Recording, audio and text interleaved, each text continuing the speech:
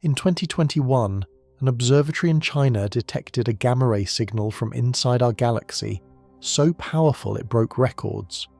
So scientists did what they always do. They pointed every telescope they had at the exact location to find out what was producing it.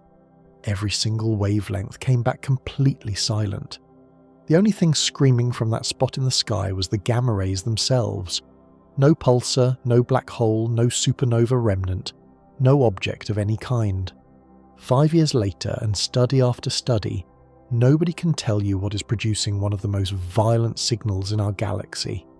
If that sentence made you do a double take, good. Because it made the entire astrophysics community do the same thing for 5 straight years. If you are new here, welcome.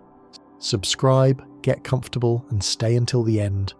Because by the time this is over, the silence around that signal is going to feel a lot louder than it does right now. Now, let's get into it. Part 1. The invisible explosion. There is something in our galaxy that should not exist. Not in the way that scientists say that when they're being dramatic. Not in the way a headline uses it to pull you in before explaining that actually, it fits neatly into existing models once you read the fine print. This is the other kind. The kind where 5 years of looking with every instrument humanity has ever pointed at the sky comes back with the same result, over and over again. Nothing. A source producing the most powerful radiation ever recorded from within the Milky Way, and not a single telescope in the world can find what's making it. Let that settle for a second. We're not talking about something happening in a distant galaxy billions of light years away, so remote that the signal barely reaches us, and we can forgive ourselves for not understanding it. We're talking about something inside our own galaxy, our home, a place we have been studying since Galileo first tilted a lens toward the sky in 1609. And right now, buried somewhere in the gas clouds of the Milky Way, something is accelerating particles to energies so extreme that the machines we built, the most powerful particle accelerators in human history, cannot come close to replicating them. 100 times beyond what the Large Hadron Collider can produce. 100 times, and we cannot find it. The object has a name. Scientists call it LHAASOJ, 2108 plus 5 157. That string of letters and numbers is what happens when you detect something before you understand it. You catalogue it, you give it coordinates, you file it, and you start investigating. The LHAASO designation tells you it was found by a specific observatory in China. The coordinates tell you where in the sky it sits. But the name tells you nothing about what it is, because as of 2026 nobody knows. The first detection happened in 2021. A team operating the large high-altitude air shower observatory in the mountains of Sichuan province noticed something coming from a patch of sky that had no business producing what it was producing. Gamma rays. Not just gamma rays, but ultra-high energy gamma rays at the peta-electron volt scale. A peta-electron volt is a unit of energy so large that we rarely encounter anything in nature capable of generating it. 1 peta-electron volt is 1 quadrillion electron volts. For comparison, the protons accelerated inside the Large Hadron Collider at CERN, the machine that took decades to build, spans a ring 27 kilometers in circumference and consumes enough electricity to power a small city. Those protons reach energies of around 14 tera-electron volts at their peak. 14 trillion electron volts. That sounds enormous. And then you realise that LHAASOJ 2108 plus 5 157 is producing gamma rays at 1 peta-electron volt. That is roughly 70 times more energetic than what CERN achieves in a machine that occupies a point of space somewhere in our own galaxy, and that we cannot see with any instrument we possess. The gamma rays themselves are not the direct emission from the accelerator. This is a critical distinction, and it is one of the first things that makes this mystery so layered. What LHAASO is detecting is the secondary product of a process.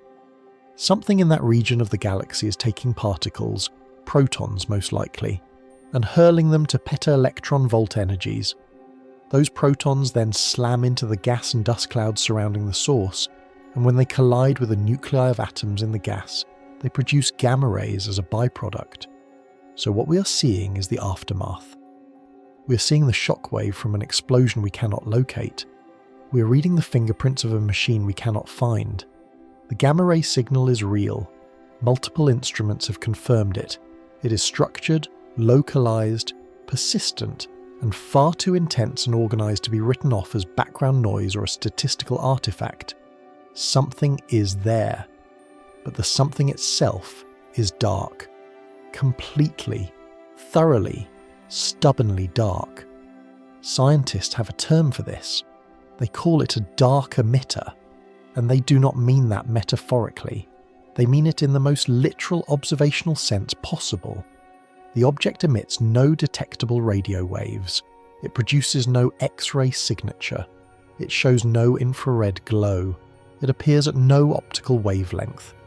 In every part of the electromagnetic spectrum that our telescopes are tuned to detect, the region surrounding this gamma ray source is empty, quiet, featureless.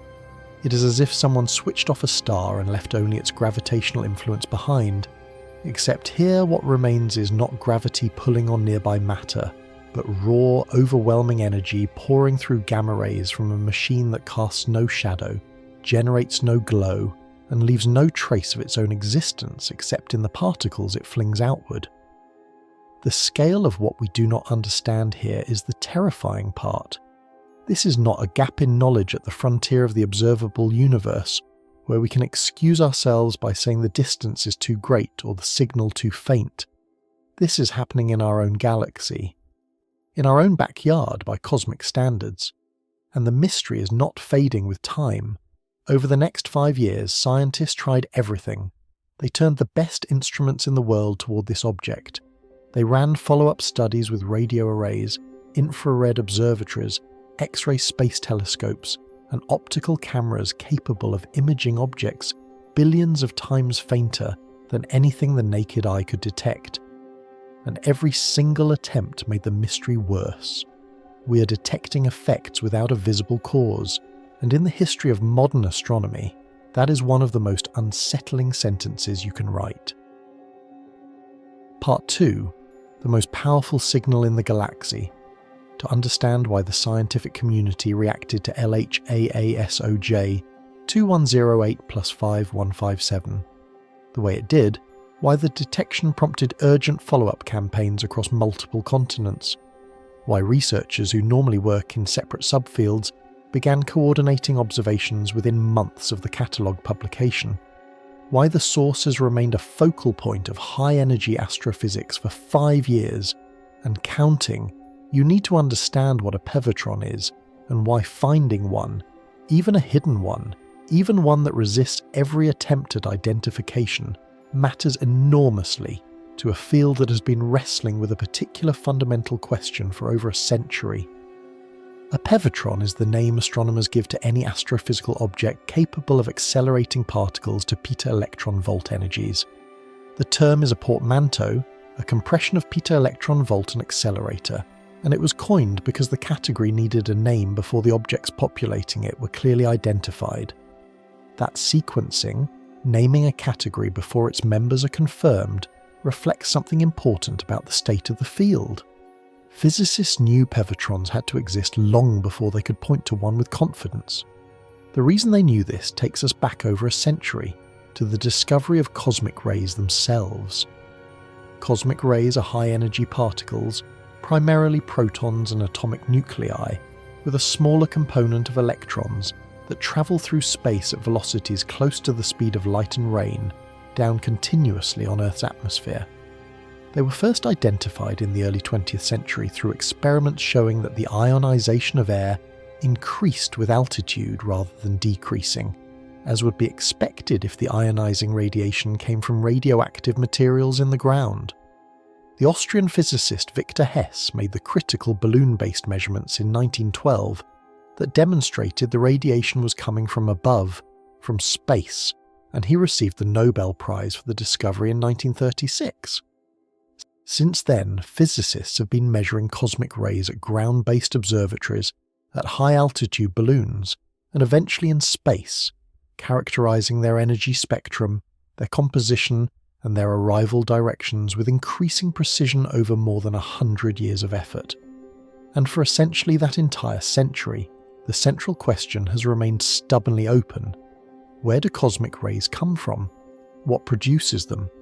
What accelerates protons and nuclei to the extraordinary energies observed, energies that, at the high end of the spectrum, exceed anything produced in the most powerful particle accelerators ever built by factors of millions?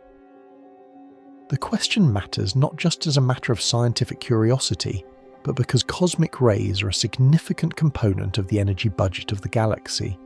They exert pressure on the interstellar medium, they ionize molecular cloud material and influence the chemistry of star formation. They contribute to the heating of the galactic gas. Understanding their origin means understanding a fundamental aspect of how the Milky Way works as a physical system. For most of the 20th century, the leading answer was supernova remnants. The argument was compelling and well developed. When a massive star explodes, it releases a shock wave that expands outward into the surrounding interstellar medium at thousands of kilometers per second.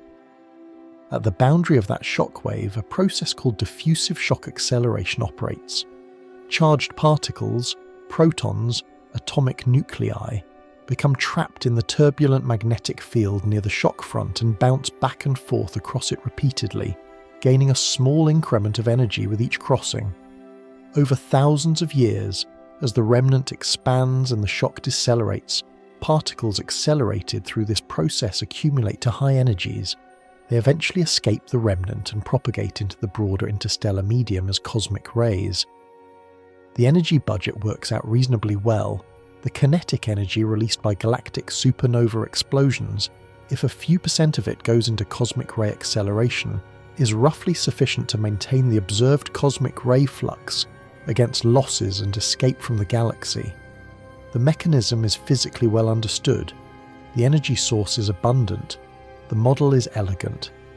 But here is where the problem begins, and it is a problem that has been nagging at the field for decades.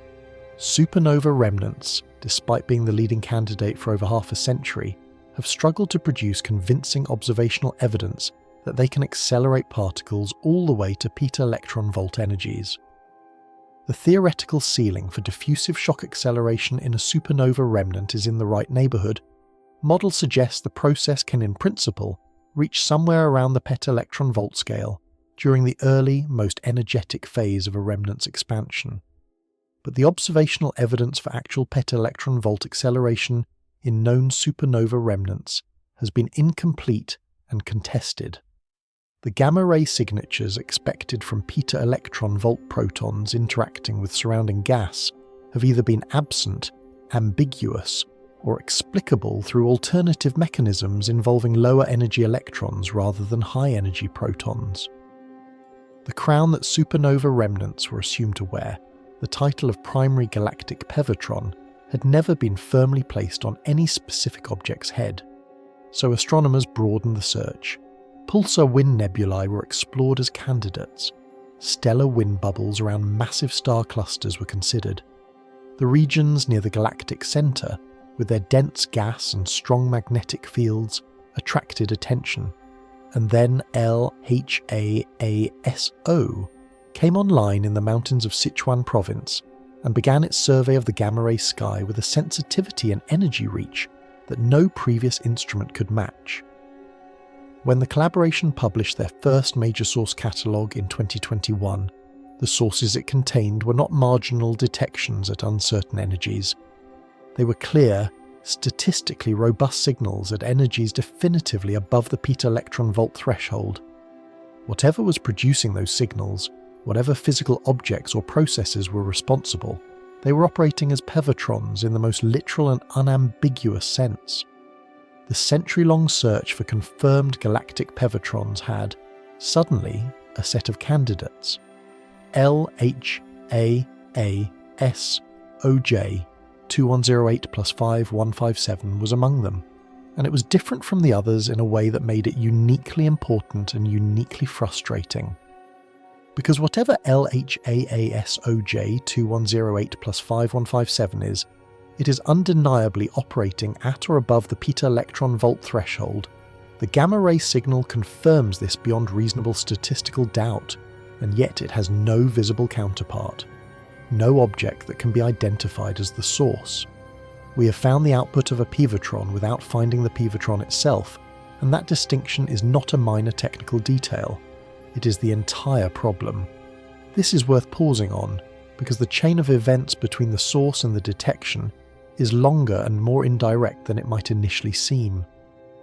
The gamma rays that LHAASO detects are not the primary emission of whatever object is driving this signal. They are a consequence, several steps removed from the source itself. The actual machine, whatever it is, wherever it sits within the positional uncertainty region of the gamma ray emission, takes particles, accelerates them to peta-electron volt energies, and releases them into the surrounding medium. Those accelerated particles, primarily protons, travel outward from the source and eventually encounter the dense molecular clouds in the region. When a peta-electron volt proton ploughs into the nucleus of a hydrogen or helium atom in the cloud, the collision is energetic enough to produce new particles, specifically neutral pions, which are unstable and decay almost immediately, with a lifetime of roughly 84 attoseconds, into pairs of gamma-ray photons. Those photons travel at the speed of light across thousands of light years and eventually reach Earth, where they enter the atmosphere and initiate the particle showers that LHAASO's detectors reconstruct. Source accelerates particles. Particles travel through cloud. Cloud produces gamma rays. Gamma rays travel to Earth. Earth detects gamma rays. And at no point in that entire chain does any instrument directly observe the source. The molecular clouds play a dual role in this story that is worth understanding clearly. They are on one hand the reason the source is detectable at all. Without dense cloud material for the accelerated protons to collide with, the protons would disperse freely into the lower density interstellar medium. The collision rate would drop dramatically, and the secondary gamma ray production would fall below detectable levels. If this pivatron were sitting in an empty region of the galaxy with no nearby gas targets, the protons it produces would simply spread outward invisibly, and we would never know the source existed. The clouds are the medium that converts the source's invisible output into a detectable signal. They are, in the most literal sense, the only reason this object is on any astronomer's radar. But the clouds are also a complication, and the complication is fundamental. Their presence immediately raises the question of whether they are hiding something. If the source is embedded within the molecular cloud complex, physically located inside the column of dense gas and dust that makes up the cloud, then the same material that makes the gamma ray signal detectable might also be absorbing or scattering the electromagnetic radiation from the source at other wavelengths. The clouds could be acting simultaneously as a detection mechanism and as an obscuring screen. The question is whether the electromagnetic silence at all other wavelengths is a consequence of that obscuration, or whether it reflects a genuine absence of emission from the source itself. 5 years of targeted searches, including an infrared study specifically designed to penetrate the dust that blocks other wavelengths, have not resolved that question in the direction of obscuration. The searches have instead progressively eliminated the obscuration hypothesis and pushed the investigation toward the more uncomfortable alternative. But the question itself, hidden by the clouds, or genuinely dark, is the question that has driven this investigation from the beginning. Because the answer determines whether this is a known type of object in an unusual environment, or something that has no category in the existing literature. We are seeing, with confidence, the most powerful particle accelerator in the galaxy. We cannot see it directly. We can only see what it does to the material around it. And what it does to the material around it, the gamma ray signal, real and confirmed and persistent across 5 years of observation, is the entirety of what we know about it. Everything else is the absence of evidence, and in this case that absence is not nothing.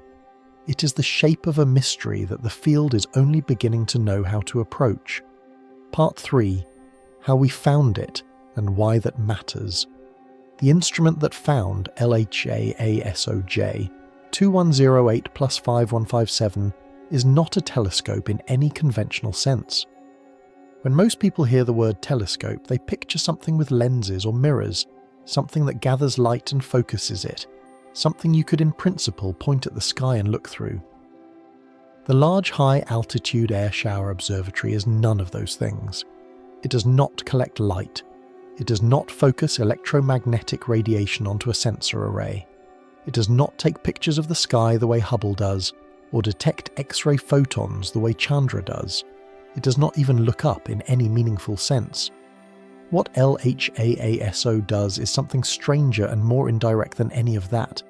It detects the consequences of the sky reaching down and touching the atmosphere. To understand why that distinction matters, you need to think about what happens when an ultra-high energy gamma ray from somewhere in the galaxy actually arrives at Earth. The intuitive picture, a particle travelling across the galaxy and landing in a detector, is not what occurs. The atmosphere intervenes. A gamma ray entering the upper atmosphere at peta-electron volt energies carries so much energy that the moment it encounters a nucleus in the air above, it triggers a cascade of secondary particles. The original gamma ray is gone, converted in that first collision into a spray of electrons, positrons, additional photons, and muons. Those secondary particles carry forward the energy and direction of the original gamma ray, but now they are many particles instead of one, spreading outward in a broadening cone as they travel downward through the atmosphere.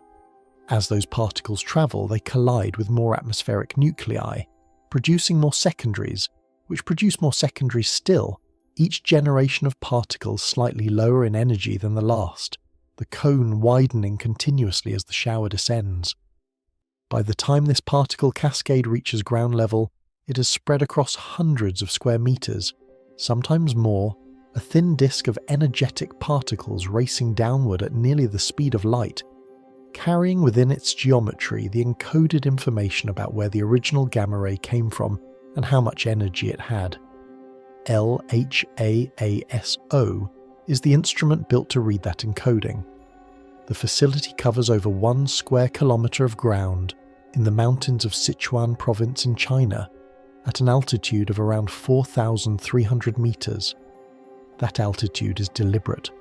Higher elevation means less atmosphere above the detectors, which means the particle shower arrives with more of its structure intact, less degraded by additional scattering during the final kilometres of descent. The site is instrumented with 2 primary detector systems working in concert. The first is a large array of water Cherenkov detectors, enclosed pools of ultra-pure water in which charged particles from the shower produce faint flashes of blue Cherenkov light as they travel faster through the water than light itself can travel through that medium. Those flashes are recorded by photomultiplier tubes, devices sensitive enough to register individual photons. The second system consists of muon detectors buried underground, designed specifically to catch the muon component of the shower, which carries different information than the electromagnetic component and helps scientists distinguish gamma-ray-initiated showers from the much more common showers initiated by cosmic ray protons, which are a background that must be identified and removed from the data. The key insight behind the entire facility is this: by measuring the precise arrival time, the spatial density, and the distribution of particles landing at multiple detector stations simultaneously, scientists can reconstruct the direction the original gamma ray came from with considerable accuracy, and estimate its energy from the total number and energetics of the secondary particles they catch. You're not observing the source directly. You're reading the imprint the source left in the atmosphere and then in the detectors. It is genuinely like reconstructing what caused an explosion by analysing the pattern of shrapnel that spread outward from it. You can work backward from the debris to infer properties of the original event, but the precision of your reconstruction depends entirely on how well you understand the debris, how many pieces you catch, and how accurately you can account for all the ways the shower might have spread and shifted as it travelled through miles of atmosphere before it reached you. What makes LHAASO remarkable is how extraordinarily good it is at exactly this reconstruction.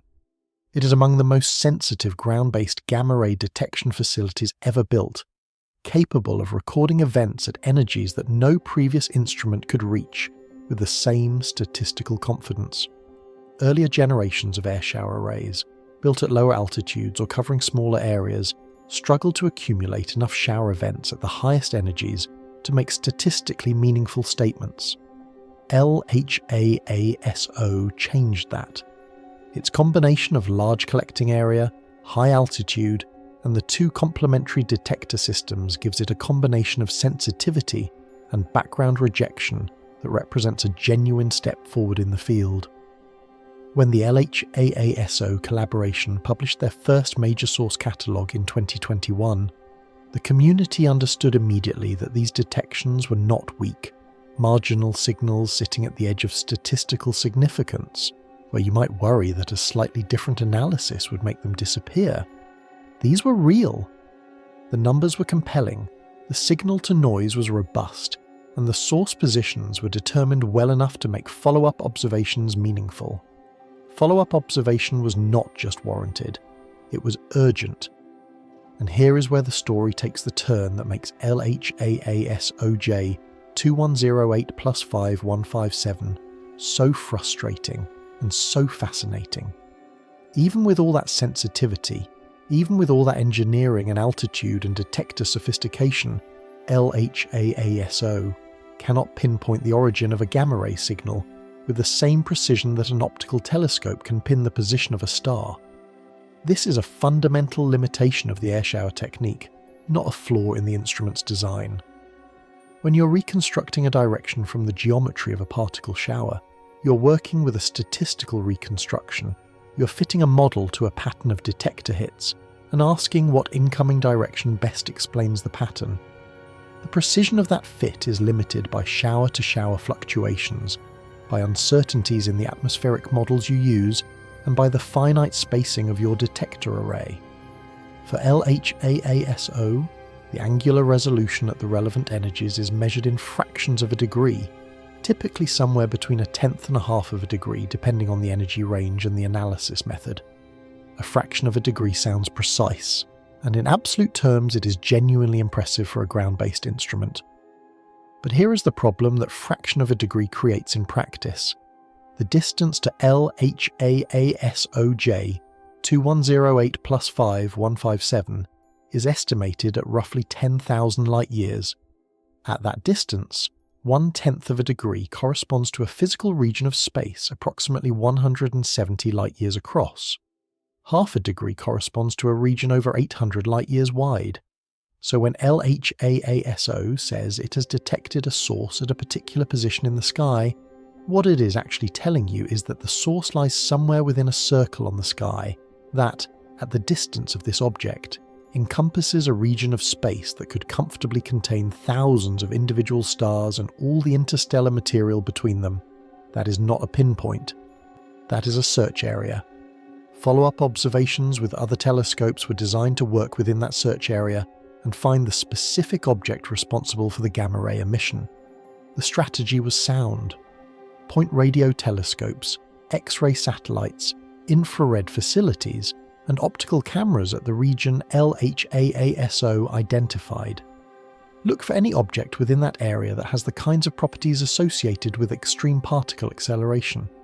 A pulsar, a supernova remnant, a compact binary system, a star-forming region with unusual energetics, anything that could plausibly be driving gamma-ray emission at peta-electron-volt energies. The logic was that even if the source itself were not immediately obvious, the combination of the LHAASO position constraint and follow-up detections at other wavelengths would narrow the candidate list down to one or two objects, and from there the identification would follow. That is not what happened. The follow-up observations came back empty. Not marginally empty, not ambiguously empty, but thoroughly, redundantly, multiply-confirmed empty. Radio searches found no counterpart.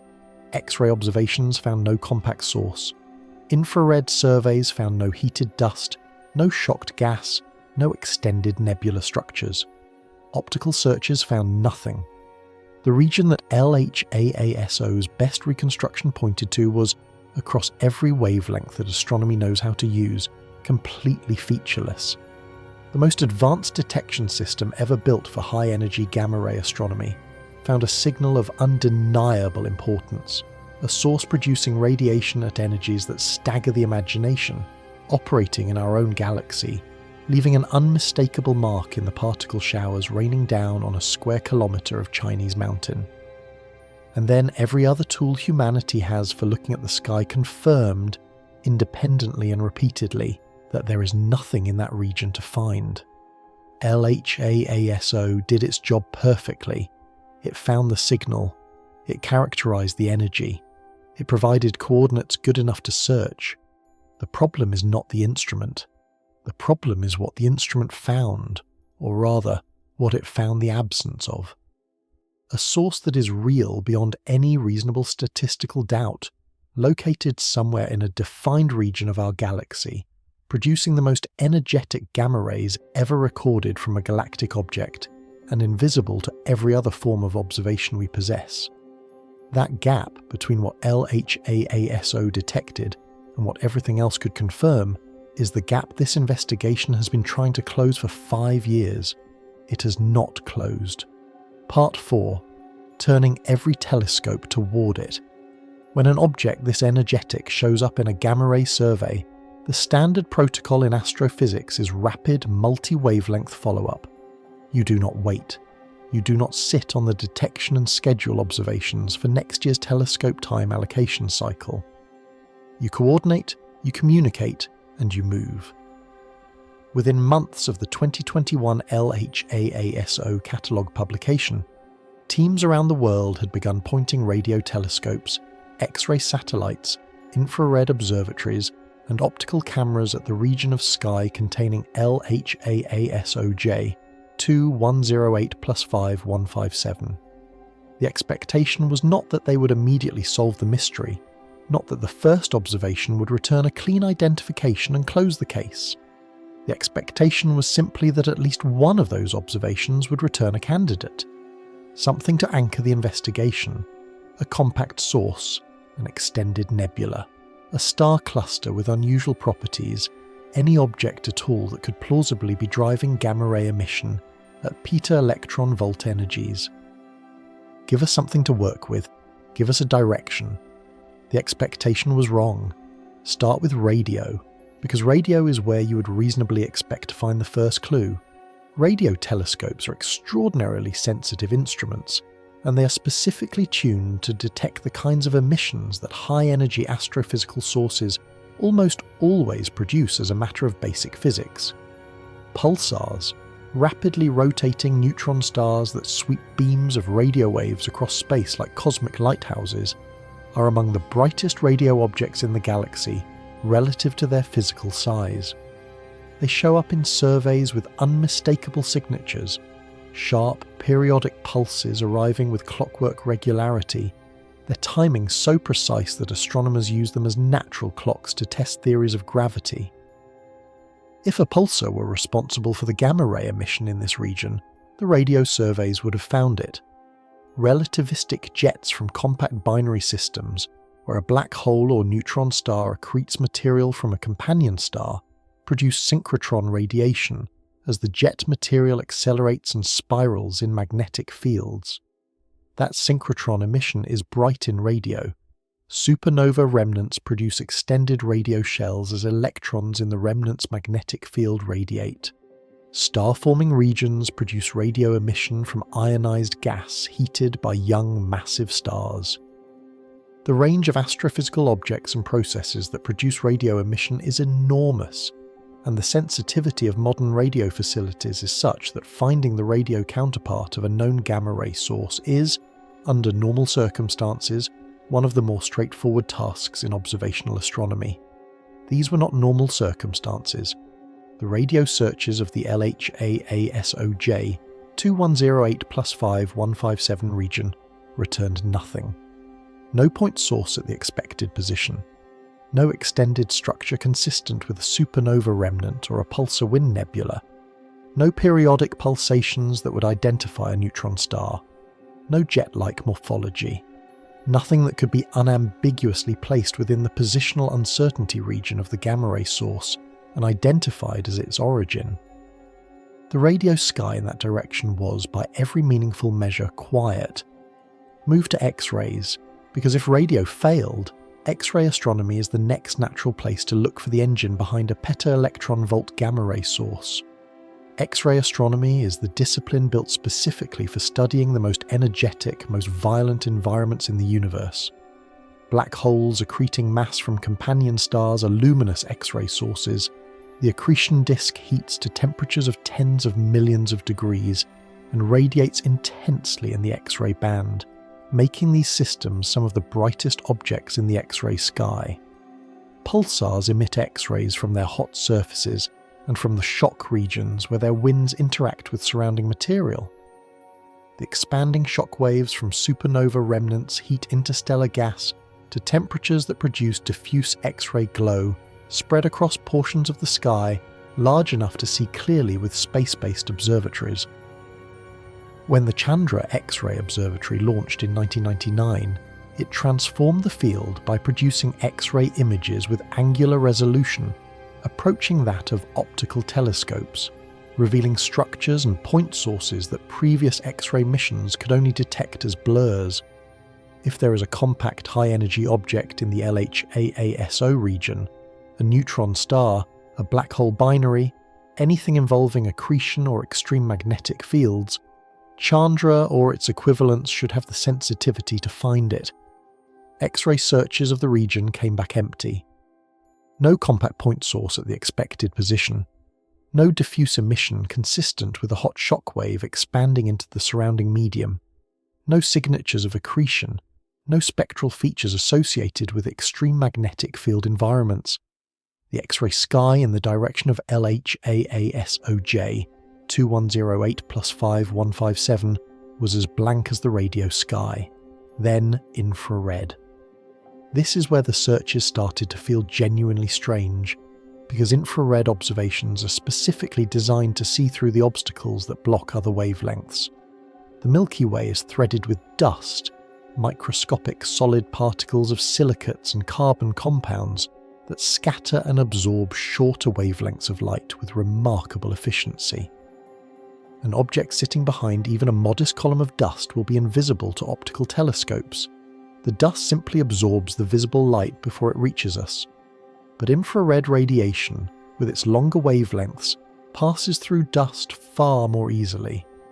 This is why astronomers routinely use infrared observations to study star-forming regions, the galactic centre, and other dusty environments where optical astronomy is essentially useless. If the gamma-ray source were embedded within the molecular clouds in this region, if it were a compact object buried inside a column of obscuring material, infrared should punch through where optical cannot. Infrared observations of the LHAASOJ 2108 + 5157 region were conducted by multiple independent teams, using different facilities and different infrared wavelength ranges. They found no heated dust structures glowing with the warmth of an embedded energetic source, no infrared nebulae, no shocked gas emission in the near or mid-infrared bands where the signatures of energetic shock waves typically appear. The region was as blank in infrared as it was in radio and in X-rays. Finally, optical. Optical telescopes represent the original and still extraordinarily powerful branch of astronomy, and modern optical facilities can detect objects of almost incomprehensible faintness. Current ground-based and space-based optical telescopes can image stars billions of times dimmer than the threshold of the naked eye, and can detect galaxies at distances where the light reaching us departed before the Earth existed. A compact object within our own galaxy, even a faint one, even one partially obscured by intervening dust, should, under most circumstances, be detectable by modern optical facilities if it has any optical emission at all. Optical searches of the LHAASO region found nothing that could be associated with the gamma-ray source. No stellar object with anomalous colours or brightness, no extended optical nebulosity, nothing. 4 wavelength regimes, 4 independent sets of observations, multiple teams, multiple facilities, multiple approaches, and the answer, uniformly across all of them, was the same single word: nothing. This is the point where you have to stop and genuinely appreciate how abnormal this outcome is, because it is easy to read a list of failed searches and come away with the impression that the source is simply faint or distant or mildly obscured. That is not what is happening here. In the catalogue of known high-energy astrophysical sources, the full population of gamma-ray emitters that astronomers have identified and studied over decades of observation, multi-wavelength darkness is not normal. It is not a common edge case. It is not something that happens with unusual or extreme objects of known types. Essentially, every gamma-ray source that astronomers have ever identified has a counterpart somewhere in the electromagnetic spectrum. Pulsars glow in radio and X-rays. Supernova remnants shine in radio, X-rays, and sometimes optical. Black hole binaries blaze in X-rays. Active galactic nuclei emit across the entire spectrum from radio to gamma rays. Stellar wind nebulae and star-forming regions leave signatures in infrared and radio. The physical processes that produce gamma rays, shockwave acceleration, magnetic reconnection, accretion, pulsar wind injection, almost invariably also produce electromagnetic radiation in other bands as unavoidable byproducts of the same underlying physics. Energy does not flow entirely into one channel, it leaks. The absence of any such leakage from LHAASOJ 2108+5157 is not a minor anomaly to be footnoted and moved past. It is a fundamental statement about the nature of the source. Either the object is hiding its emission through some mechanism we do not currently understand, some process of absorption or confinement that blocks all wavelengths simultaneously except for the secondary gamma rays, which cannot be blocked because they are produced externally in the surrounding cloud material rather than at the source itself, or the source is genuinely producing no electromagnetic emission of its own to hide in the first place. Both possibilities are, in different ways, deeply uncomfortable for existing astrophysical models. The teams conducting these searches were not doing shallow cursory scans of a wide region and hoping something would jump out. These were deep, targeted, carefully planned observations aimed at a specific patch of sky, with instruments operating at or near their sensitivity limits. Multiple independent groups, working with different telescopes on different continents and in different orbits, all aimed at the same coordinates, all applying rigorous analysis to their data, all coming back with the same result. The silence was not ambiguous. It was not inconclusive. It was thorough. There is a phrase that began circulating quietly in the technical literature after these results accumulated. Scientists started describing the region as an observational void, not as a metaphor, not as an expression of frustration, but as a precise technical term for a region that had been observed deeply across the accessible electromagnetic spectrum and found to be genuinely empty of detectable sources, except for the one signal that defied explanation. For the researchers involved, that silence carried a particular quality. You build a campaign like this expecting confirmation, not absence. You have the energy signal, you have the coordinates, you have the resources and the instruments and the follow-up time. You expect to find something. When you find nothing, the nothing feels different than it would if you had never expected to find anything at all. The silence was not just puzzling, it was, by more than one account in the literature, unsettling. The most detailed, most targeted study yet was still to come, and it was going to hit exactly the same wall, harder than anything before it. Part 5. The 2026 Infrared Dead End. By 2026, the investigation of LHAASOJ 2108+5157 had reached a critical juncture. The word juncture is doing real work in that sentence, because this was not simply another round of the same searches that had been failing for years. This was the moment when the scientific community had to make a choice about how to proceed. Every broad survey had failed. The wide-angle radio searches had turned up nothing. The X-ray campaigns had returned blank results. The preliminary optical and infrared checks had found no obvious candidates within the positional uncertainty region. 5 years of follow-up, conducted by multiple independent teams using facilities on multiple continents and in orbit, had produced a cumulative result that could be summarized in a single uncomfortable sentence: there is nothing there. What was needed at this stage was not another survey cast across a wide area, hoping to catch something in the net. What was needed was different in kind: a dedicated, methodical, deep targeted study using an instrument specifically configured for the task of looking through the dust and gas that might be obscuring whatever was generating the gamma-ray signal. Not a general search, a surgical one. That study was led by Joseph Marti and his collaborators, and it used the Cala Alto Observatory in the mountains of southeastern Spain. Cala Alto sits at an altitude of around 2,168 meters in the Sierra de los Filabres range, a ridge of mountains that rises above the dry plains of Almería province in a region of Spain that receives some of the clearest skies in Europe. The observatory has operated there since the 1970s, and over the decades it has accumulated a track record in exactly the kind of careful, targeted observational work that this investigation required. For the Marti study, the primary instrument was the 2.2-meter telescope, configured specifically for deep infrared imaging and spectroscopic analysis of the LHAASOJ 2108+5157 target region. The configuration choices were deliberate and carefully reasoned, because the choice of infrared was not arbitrary. It was the product of thinking hard about what wavelength of observation gave the best chance of finding something that every previous search had missed. Here is the logic.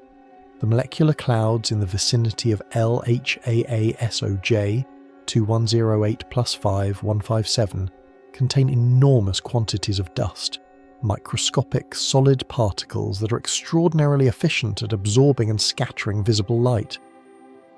An object embedded within those clouds, whether a compact stellar remnant, an actively expanding shockwave, or an energetic binary system, would be hidden from optical telescopes by the intervening dust as completely as if a curtain had been drawn across it. But dust is not equally opaque at all wavelengths. At infrared wavelengths, particularly in the near-infrared and mid-infrared bands, dust becomes significantly more transparent. The longer wavelength infrared photons pass through dust columns that would be completely opaque to visible light. This is why astronomers routinely use infrared observations to study the insides of star-forming clouds, to image young stellar objects still surrounded by their birth material, and to examine the galactic center, which is hidden behind so much dust that it is essentially invisible at optical wavelengths but accessible in infrared. If anything were hiding inside the dust around LHAA SOJ 2108+5157, infrared was the wavelength most likely to find it. Infrared was, in a meaningful sense, the last serious option before the search would have to confront what it would mean to find absolutely nothing with the best available tool. The Marti team designed their observations around 3 specific categories of signature, each corresponding to a distinct physical scenario that could explain the gamma-ray emission. The first was shock-heated gas. When a supernova remnant expands into the surrounding interstellar medium, the shock wave at its leading edge slams into gas and compresses it violently, heating it to extreme temperatures. That heated gas does not just sit quietly. It radiates. It emits light at specific wavelengths corresponding to the electronic transitions of the atoms and ions in the shocked material, hydrogen recombination lines, forbidden line emission from ionized sulfur, ionized nitrogen, doubly ionized oxygen. In the infrared band, these lines are detectable even through substantial dust columns, and their presence is a definitive indicator of active shock activity. The intensity and ratios of these lines carry information about the shock velocity and the pre-shock gas density, allowing astronomers to characterize the shock wave even without directly imaging the object driving it. If a young supernova remnant were embedded in the molecular cloud and driving the peta-electron volt gamma ray emission through particle acceleration at its expanding shock front, this is exactly the signature that should appear, not faintly, not marginally. Clearly, because a remnant energetic enough to produce the observed gamma ray signal would be driving a shock wave powerful enough to produce line emission well above the detection threshold of a 2.2 meter infrared telescope. The second category was dust heating. Any energetic object embedded within a molecular cloud, whether a compact stellar remnant, an accreting binary, a young massive star, or something else entirely, will irradiate the surrounding dust with its emission. The dust grains absorb that radiation and re-emit the absorbed energy as thermal infrared emission, with a temperature and spectral shape that reflect the intensity and character of the irradiating source. This thermal infrared glow is how astronomers find embedded objects that are otherwise completely hidden. Point the telescope at the right place, look for an infrared excess, a region glowing warmer than the surrounding undisturbed cloud material, and you have a signpost pointing directly at the embedded energy source, even when the source itself cannot be directly imaged. If anything in the LHA-ASO region were depositing significant energy into its surroundings, the surrounding dust would be warm and it would glow in the infrared in a way that would be straightforward to detect and map. The third category was jet structures. The microquasar hypothesis, that the gamma ray source is a compact binary system where a neutron star or black hole accretes material from a companion and launches relativistic jets, had been on the candidate list since early in the investigation. Microquasars are known particle accelerators, and their jets interact with the surrounding interstellar medium, driving shocks into the ambient gas and heating it. Those jet-medium interaction regions often produce extended structures, lobes, filaments, hotspots that are visible in radio and sometimes in infrared, even when the central compact object itself is not easily resolved. Searching for these extended structures in the infrared was a way to look for evidence of microquasar activity that might have been missed by radio surveys operating at different sensitivities or angular resolutions.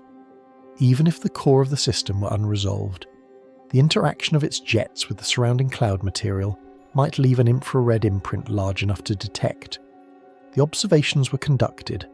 The data were reduced and analysed. The results came back. There were no nebula structures, no emission line regions with the spectral signatures of shocked gas, no infrared excess from heated dust, no extended lobe or filamentary structures associated with jet activity. The region, as seen through the infrared capabilities of the Calar Alto 2.2 meter telescope, was essentially featureless. And that word, featureless, is important to sit with, because it is doing more work than it might appear to be doing. Featureless does not mean faint. It does not mean that signals were present but below the detection threshold, that with a larger telescope or longer exposure time, the team might have pulled something out of the noise. Featureless means the region looked like any ordinary unremarkable patch of sky, with no embedded energetic source and no ongoing energetic processes. It looked like nothing was happening there. This result carries more scientific weight than a simple failed detection. Infrared is not just another wavelength to check off a list and move past. It is specifically the wavelength regime engineered to defeat the obstacles, the dust, the opacity, the obscuration that cause other wavelengths to fail. When infrared returns empty results in a targeted deep observation, you have not just failed to find the source, you have eliminated a category of explanation. The absence of shocked gas emission rules out, with reasonable confidence, the scenario in which a young active supernova remnant is embedded in the molecular cloud and driving the gamma ray emission.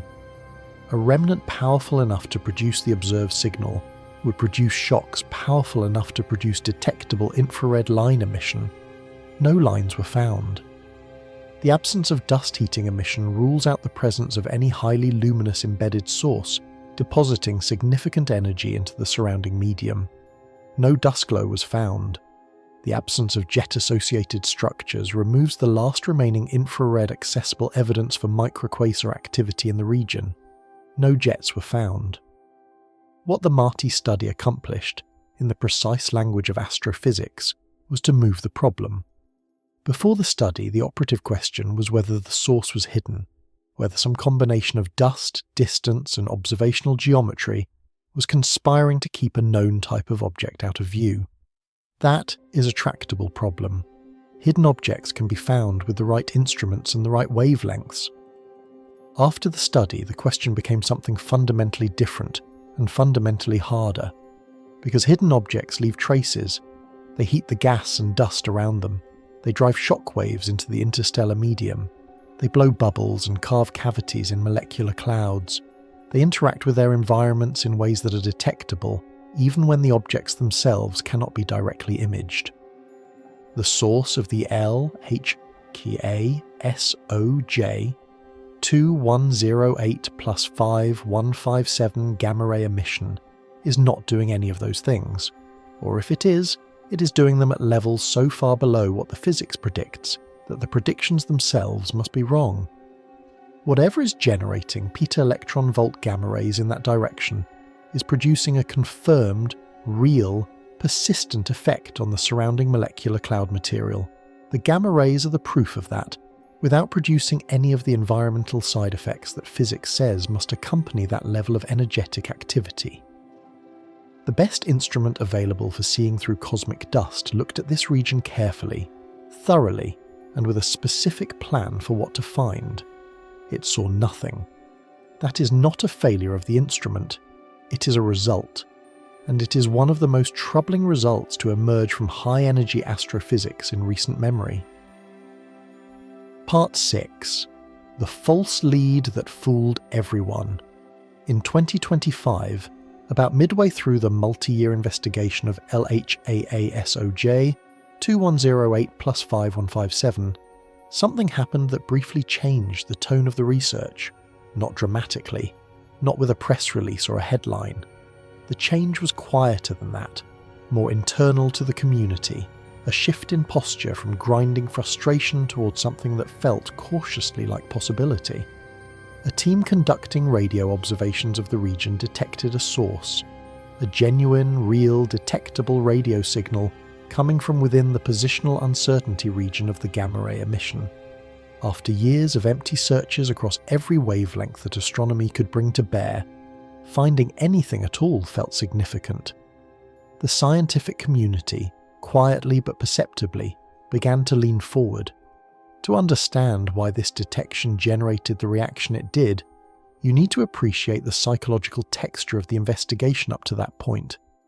Years of coordinated multi-wavelength searching had produced nothing. Not a marginal candidate that needed better data to confirm or rule out. Not an ambiguous detection that could be argued about. Nothing. The researchers involved in this investigation were not people who gave up easily. These are scientists who had dedicated significant portions of their careers to understanding the origins of the highest energy particles in the galaxy. But there is a particular kind of fatigue that comes from searching carefully and finding nothing repeatedly, and by 2025 that fatigue was present in the literature, readable between the lines of papers that kept reporting the same result in different wavelengths. The radio detection broke that pattern. Something was there, something detectable, something that could be studied and characterized and either confirmed or ruled out through follow-up observation. That alone was enough to shift the mood. The detection also made sense on paper, which is part of why it generated the response it did. Radio emission is not a random or arbitrary thing to find in the vicinity of a peta-electron-volt gamma-ray source. It is exactly what you would expect from the kinds of objects most likely to be responsible for emission at those energies. Compact binary systems, where a black hole or neutron star accretes material from a companion star, are among the most energetically efficient machines in the galaxy. The accretion process extracts gravitational potential energy from the infalling material and converts a significant fraction of it into radiation and into the kinetic energy of relativistic jets. Those jets, collimated streams of plasma moving at substantial fractions of the speed of light, generate synchrotron radio emission as the electrons in the jet spiral around the magnetic field lines threading through the jet material. The radio emission from these jets can be bright, structured, and detectable at large distances. Microquasars, which are the galactic-scale analogues of the much more powerful active galactic nuclei found at the centres of distant galaxies, are known radio emitters, known particle accelerators, and had been sitting near the top of the candidate list for this source since the initial 2021 detection. They can produce gamma rays, they produce radio emission, they fit the profile of what a pet-electron-volt gamma-ray source might look like. When the radio source appeared within the positional uncertainty region of LHAASOJ 2108 + 5157, the natural and scientifically reasonable hypothesis was that this might finally be the microquasar responsible for the gamma-ray signal, revealing itself after years of silence. Maybe the previous radio searches had been conducted at the wrong frequencies, or with insufficient sensitivity at the specific angular position of this object, or during a period when the source was in a quiescent state and its radio emission was below detectable levels. Compact binary systems are variable. They flare. They go quiet and then reactivate. It was entirely plausible that a source which had been radio dark during earlier searches might have brightened to detectable levels by 2025. The detection was real. The location was plausible, the physical scenario was coherent, the community leaned in. The follow-up analysis that came next was careful, rigorous, and ultimately devastating. Confirming that a radio source is the counterpart of a gamma-ray source requires establishing two independent lines of evidence. The first is positional. The radio source and the gamma-ray source must occupy the same location in the sky, within the uncertainties of both measurements. This sounds simple, but it is complicated by the fact that LHAASO's positional uncertainty for this source is not negligible. The gamma-ray emission centroid has an uncertainty region that, at the distance of the source, corresponds to a physically large volume of space containing many possible objects. The radio telescope's positional precision is much better, so the question becomes whether the precisely measured radio position falls close enough to the less precisely measured gamma-ray centroid to constitute a genuine positional coincidence rather than a chance alignment of two unrelated sources. The second line of evidence is spectral and morphological. The radio source's properties, the shape of its spectrum, its angular extent, its polarization characteristics, its variability, must be consistent with the type of galactic object being hypothesized.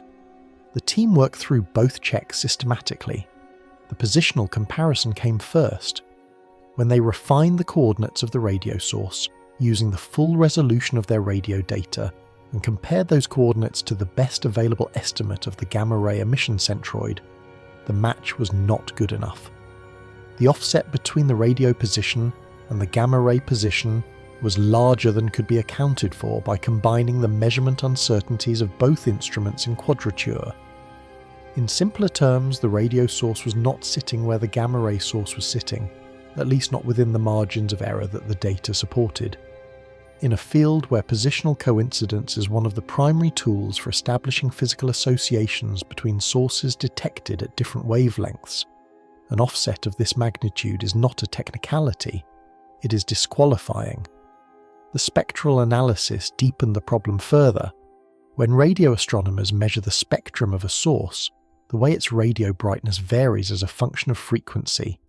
The shape of that spectrum carries information about the physical processes generating the emission and the environment in which the source is embedded. Different types of objects have characteristically different spectral shapes. A pulsar wind nebula has a relatively flat or slightly inverted synchrotron spectrum at lower frequencies that steepens at higher frequencies.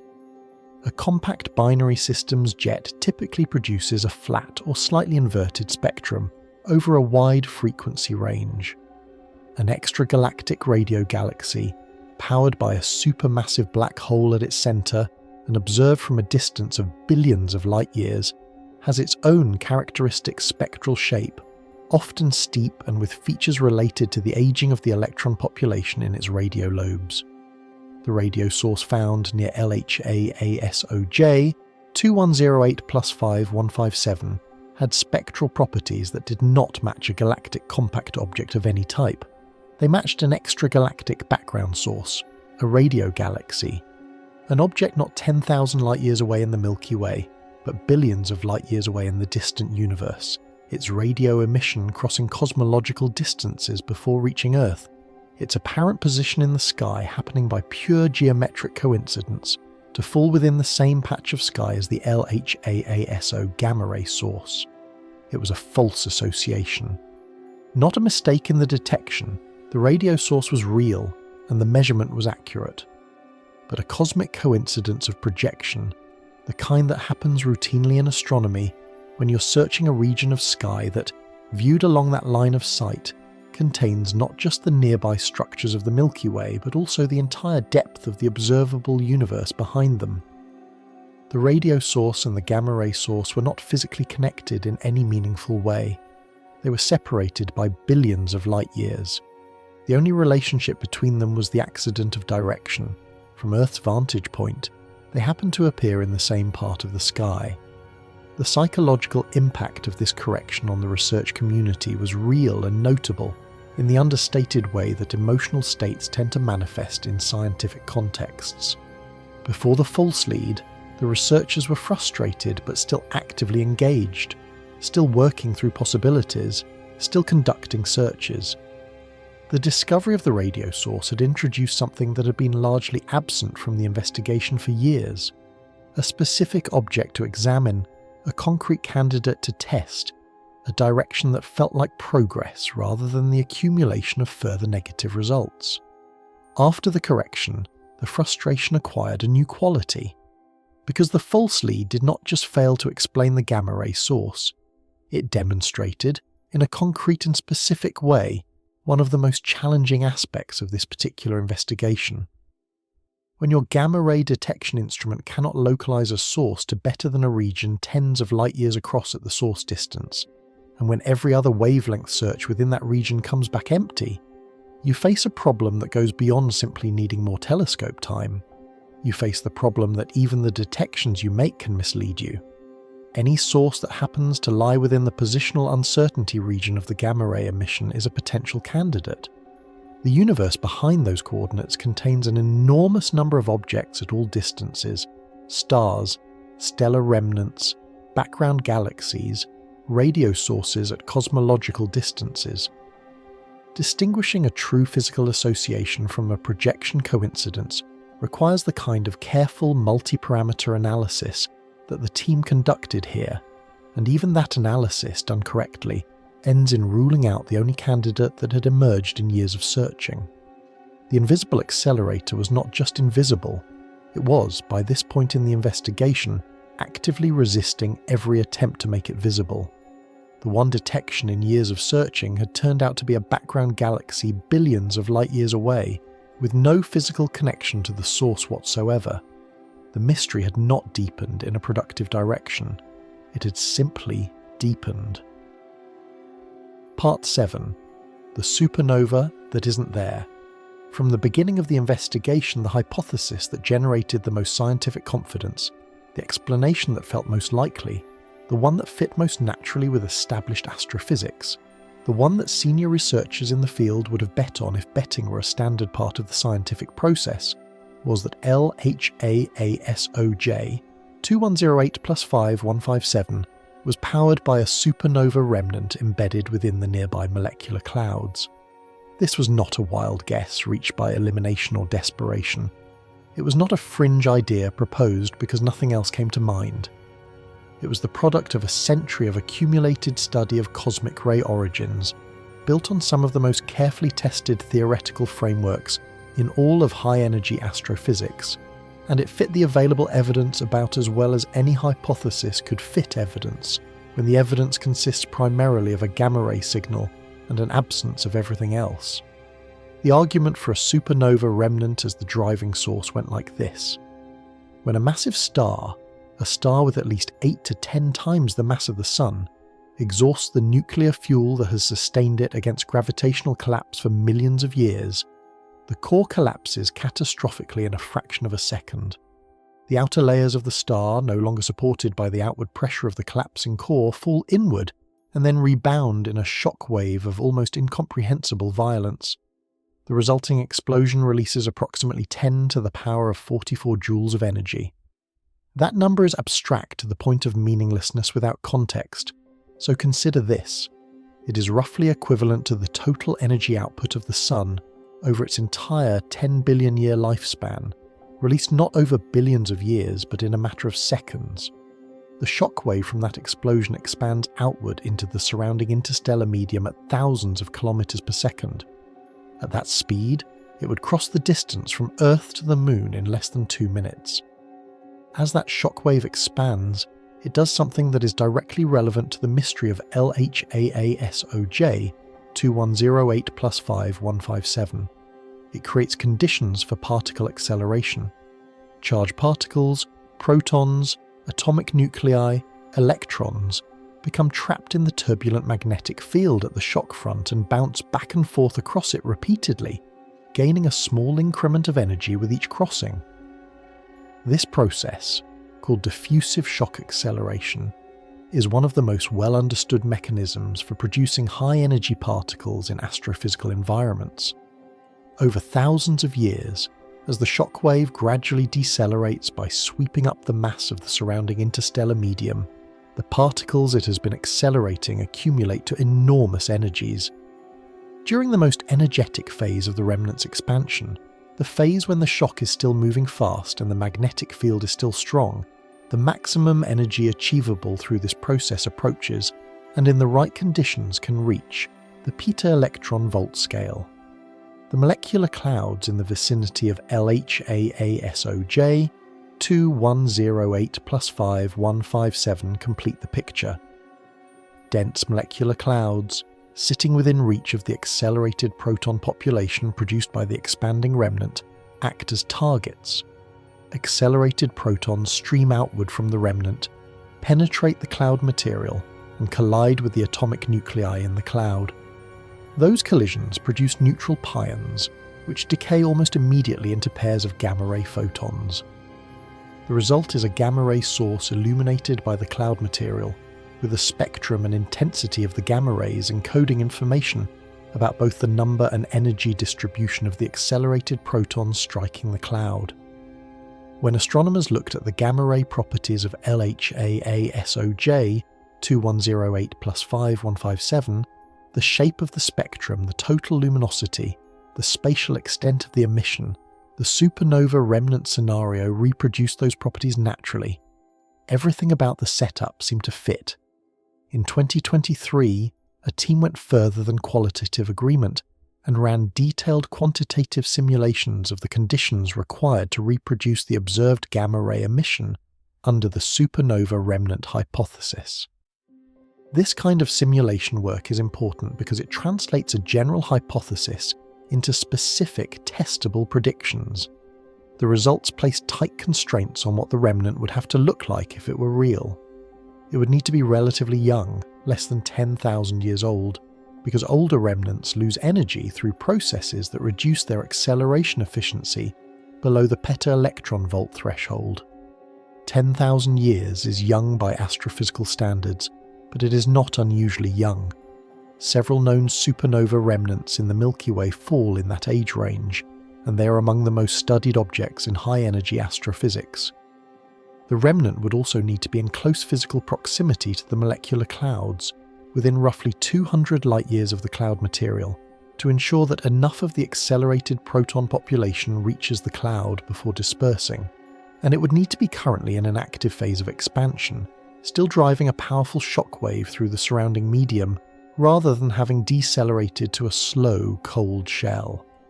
These constraints are not just theoretical parameters, they are observational predictions.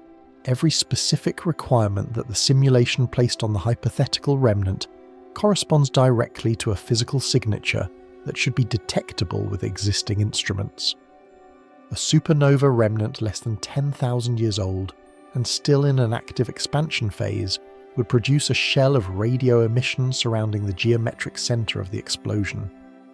The relativistic electrons in the remnant spiral around the compressed magnetic field, swept up by the shock, radiating synchrotron emission that produces a characteristic shell morphology, bright at the edges where the line of sight through the shell is longest and dimmer toward the centre. This radio shell is not subtle.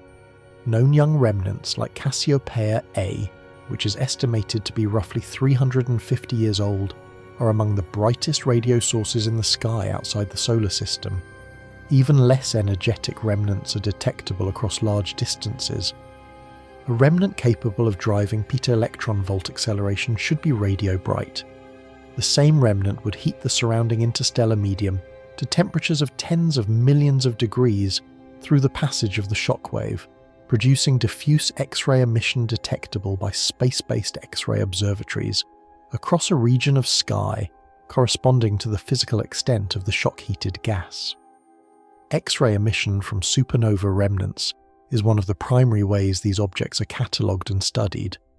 It would drive shock waves into the molecular cloud material at the interface between the expanding remnant and the cloud, generating the specific infrared emission lines from shock-heated gas that the MARTI study at Calar Alto was specifically designed to detect.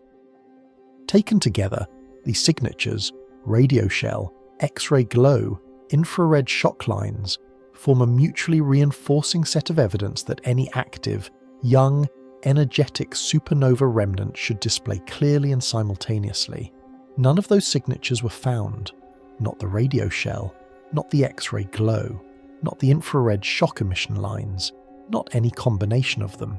The region surrounding LHAA SOJ 2108 plus 5157 showed none of the expected observational evidence for an energetically active supernova remnant across any of the wavelengths where that evidence should appear. Scientists considered the obvious response to this absence. Could the remnant be hidden? Could there be enough absorbing material between the remnant and Earth that all of the expected signatures are suppressed before they reach our telescopes? This is a legitimate physical possibility in principle. The interstellar medium is not transparent. Dust absorbs visible light. Sufficiently dense gas columns can absorb soft X-rays. The molecular clouds in this region are genuinely dense, and a remnant embedded deeply within them could in principle be obscured at some wavelengths.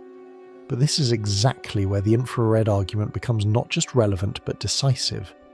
Mid-infrared radiation can penetrate dust columns that are completely opaque to visible light and substantially opaque to soft X-rays. This is not a marginal improvement in transparency.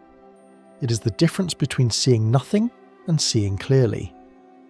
If a hot, actively expanding supernova remnant were buried inside the molecular cloud complex near LHAA SOJ 2108 plus 5157, the dust surrounding it would be irradiated and heated by the remnant's emission, and that heated dust would re-emit the absorbed energy as thermal infrared radiation that would propagate outward through the cloud and be detectable by an infrared telescope even if the remnant itself could not be directly imaged. The Calar Alto infrared study by the MARTI team looked for exactly that signature: heated dust, warm emission, the infrared glow of an embedded energetic source, with an instrument specifically configured for that detection. There was nothing, not a faint excess, not an ambiguous warm region that might be attributed to a buried remnant. Nothing. The most parsimonious explanation for LHAA SOJ 2108 plus 5157, the explanation that requires the fewest departures from established physics, that invokes no new object classes or unknown processes, that sits most comfortably within a century of carefully built understanding of cosmic ray origins and supernova remnant physics, is quietly and systematically collapsing under the weight of the observations. A supernova remnant powerful enough to generate the observed peta-electron volt gamma ray emission should be detectable. Multiple deep targeted searches across multiple wavelengths confirm that it is not. Either the remnant exists but is behaving in ways that no known supernova remnant in the observed universe has ever been observed to behave, violating the predictions of the same physical models that make it a plausible candidate in the first place, or it does not exist at all. And if it does not exist, if the most conservative, most physically motivated, most theoretically grounded explanation for this source fails, then the investigation arrives at a question it has been approaching for 5 years and has now reached fully. What does fill the gap? The answers scientists are beginning to consider, carefully and with appropriate caution, are not the comfortable kind. Part 8. Why pulsars and black holes don't fit. If not a supernova remnant, the next obvious candidates are the compact objects that are often associated with the aftermath of stellar death. This is a natural progression in the investigation, because the same catastrophic event that produces the shockwave of a supernova remnant also leaves behind a dense stellar corpse. When a massive star exhausts its fuel and its core collapses, what remains depends on how much mass that core contains. Below a certain threshold, the collapse produces a neutron star, an object roughly the mass of the Sun compressed into a sphere about 20 kilometers across, so dense that a teaspoon of its material would weigh roughly 1 billion tons on Earth. Above that threshold, the collapse produces a black hole, an object whose gravity is strong enough that not even light can escape from within its boundary. Both of these objects are known particle accelerators. Both are present in environments capable of generating high-energy gamma-ray emission. Both have been identified as the driving engines behind gamma-ray sources elsewhere in the Milky Way. The natural question, after the supernova remnant hypothesis collapsed under the weight of the observational evidence, was whether one of them could be responsible here, operating somehow without the multi-wavelength signatures that every known example of these objects produces. And the natural answer, after careful examination of what the observations actually constrain, is no. Consider pulsars first, because pulsars are arguably the most compelling initial candidate. A pulsar is a neutron star that rotates rapidly, sometimes hundreds of times per second, and generates intense beams of electromagnetic radiation emanating from its magnetic poles. Because the magnetic axis of the neutron star is generally tilted relative to its rotation axis, those beams sweep across space with each rotation, like the beam of a lighthouse sweeping across the ocean. When that beam happens to point toward Earth during its sweep, observers detect a pulse of radio emission with extraordinary regularity. The precision of pulsar timing is so extreme that some pulsars keep time more accurately than the best atomic clocks on Earth. And this precision is itself one of the most useful properties of these objects. Astronomers use pulsar timing to probe the properties of matter at nuclear densities, to test general relativity in strong field regimes, and to search for low-frequency gravitational waves passing through the galaxy. Young, energetic pulsars do something beyond simply pulsing. They lose rotational energy continuously as they spin down, and a substantial fraction of that energy is channeled outward in the form of a wind, a flow of highly relativistic charged particles streaming away from the neutron star and inflating a bubble in the surrounding medium. This bubble, called a pulsar wind nebula, contains an enormous population of energetic electrons and positrons, spiraling in the compressed magnetic field at the edge of the bubble. Those particles produce gamma-ray emission through a process called inverse Compton scattering, where the high-energy electrons collide with low-energy photons, the cosmic microwave background, infrared photons from dust, optical photons from nearby stars, and boost those photons to gamma-ray energies in the collision. Pulsar wind nebulae are one of the primary known classes of high-energy gamma-ray sources in the Milky Way. The Crab Nebula, the remnant of a supernova observed by Chinese astronomers in 1054, is powered by a pulsar and is one of the most intensively studied objects in high-energy astrophysics. Its gamma-ray emission is understood well enough that it serves as a calibration standard for gamma-ray observatories. The pulsar scenario for LHAA SOJ 2108+5157 would require a young energetic neutron star at the centre of a wind nebula, injecting particles into the surrounding medium and driving gamma-ray emission at peta-electron-volt energies. For this to work, the neutron star would need to be spinning fast enough and be young enough to still have the energy budget required. and here is where the observations impose a fatal constraint. Pulsars are not silent objects. They emit radio pulses, the sharp, periodic bursts of radio emission that define them as a class, and those pulses are detectable at large distances with modern radio telescopes. They also produce X-ray emission from the hot surface of the neutron star itself, which cools over thousands of years but remains detectable in X-rays for much of the relevant age range. The Pulsar Wind Nebula produces diffuse X-ray emission from synchrotron radiation, as electrons spiral in the nebula's magnetic field, and this extended X-ray nebulosity is one of the most reliable observational signatures of an active pulsar wind system.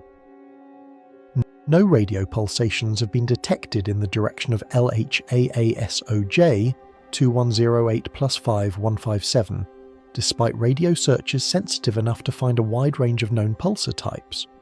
No X-ray point source has been found at a position consistent with the gamma-ray emission. No diffuse X-ray emission consistent with a pulsar wind nebula has been detected. The pulsar hypothesis requires a specific type of object to be present and energetically active in this region. The observations say it is not there. Black hole binaries present a different version of the same problem. These systems consist of a black hole, typically with a mass between 5 and 20 solar masses for the galactic examples, though the range extends considerably in some cases in a close orbit with a companion star. Material from the companion flows toward the black hole, forms an accretion disk, and releases an enormous amount of gravitational potential energy in the process. The accretion disk heats to temperatures of tens of millions of degrees and radiates intensely in X-rays.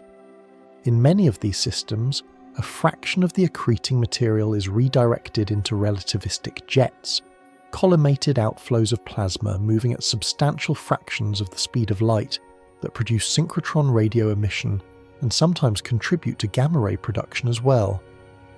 When these systems are in an active accretion state, they are among the brightest X-ray sources in the galaxy, detectable with ease by X-ray satellites even at the distances relevant to LHAASOJ 2108+5157. Finding a black hole binary that is somehow generating peta-electron-volt gamma-ray emission, while simultaneously producing no detectable X-ray emission from the accretion disk, no detectable radio emission from the jets, and no thermal signatures of any kind would not just be unusual. It would require the accretion physics that governs these systems to be wrong in ways that nothing in the existing observational literature hints at. It would effectively constitute a new class of object rather than a known one, which means invoking it as an explanation is not actually an explanation at all. Magnetars deserve a brief but honest assessment. A magnetar is a neutron star with a magnetic field so intense, roughly 1,000 times stronger than that of an ordinary pulsar, that the magnetic energy itself drives extreme physical processes at and near the stellar surface. Magnetars produce outbursts of high-energy emission, primarily in X-rays and soft gamma rays, that can briefly make them among the most luminous objects in the galaxy. They are fascinating and in some respects still poorly understood objects, but they are emphatically not quiet. Their defining characteristic is energetic, often dramatic emission activity. The absence of any X-ray or high-energy transient signal in the LHAASOJ 2108+5157 region over the years of monitoring that have accompanied this investigation rules out an active magnetar as the source. A magnetar would have announced itself. Step back from the individual candidates and look at the pattern. What the elimination of pulsars, black hole binaries, magnetars, and supernova remnants reveals is not just that specific objects fail to fit. It reveals something more structural about the problem. Every known category of compact astrophysical object that could plausibly drive peta-electron-volt gamma-ray emission has characteristic observational signatures, specific, well-understood byproducts of the physical processes that give these objects their energy and their ability to accelerate particles. Pulsars pulse and build wind nebulae. Black hole binaries accrete and radiate and launch jets. Supernova remnants expand and shock and heat. magnetars flare and burst. In each case, the energy that goes into particle acceleration is accompanied by energy going into electromagnetic radiation across multiple wavelengths, because the physics that enables acceleration in these environments inevitably also produces radiation as a byproduct. This is not a coincidence or a design flaw. It is a consequence of thermodynamics and electromagnetism. Energy deposited into a population of charged particles in a magnetic field does not stay neatly in the particles, it leaks into radiation. Electrons radiate synchrotron emission. Hot gas radiates thermally. Shock waves heat material that then cools by radiating. The universe does not produce powerful particle accelerators that are electromagnetically invisible. It never has in the entire catalogue of sources that astronomy has assembled over more than a century of observation. And yet here, in the direction of LHAASOJ 2108+5157, none of those leaks appear. Every known category has been tested against the observations and found to fail. Every candidate has been examined and dropped. The investigation has worked through the entire list of objects that astrophysics can offer as explanations for a source of this energy, and none of them fit. What remains, the only thing that remains, is the signal itself. Powerful, real, persistent, and completely without a known source. The hidden accelerator in our own galaxy has now survived the systematic elimination of every known class of astrophysical object that could explain it. What comes next is not territory that existing frameworks handle comfortably. Part 9. The Dark Accelerator Problem. When every known explanation fails, scientists do not immediately reach for the exotic. That is not how science works, and it is not how scientists think, at least not the careful ones whose conclusions survive long enough to matter. The first response to a result that defies existing frameworks is not excitement about new physics, it is methodological skepticism. Rigorous, systematic, occasionally tedious methodological skepticism. Go back to the data, check the assumptions embedded in the analysis, look for errors in the reduction pipeline, re-examine whether the constraints are really as tight as they appear, or whether some combination of measurement uncertainty and modelling assumptions has made the situation look more impossible than it actually is. Ask whether the non-detections at other wavelengths are genuine non-detections, or whether the searches were sensitive enough to rule out the relevant scenarios. This process takes time, and it is genuinely valuable. It is precisely how mistakes get caught before they calcify into the literature and mislead an entire field for a decade. But in the case of LHAASOJ 2108+5157, this process has been running for 5 years. Multiple independent teams have gone back to the data. Multiple instruments have repeated the searches with improved sensitivity. Multiple rounds of analysis have tested and retested the constraints. Papers have been written, reviewed, challenged, and defended. And the conclusion keeps returning the same result, stated in different words by different authors, but amounting to the same thing every time. The signal is real. The source is invisible. The known explanations do not work. At some point, continued methodological skepticism stops being rigour and starts being avoidance.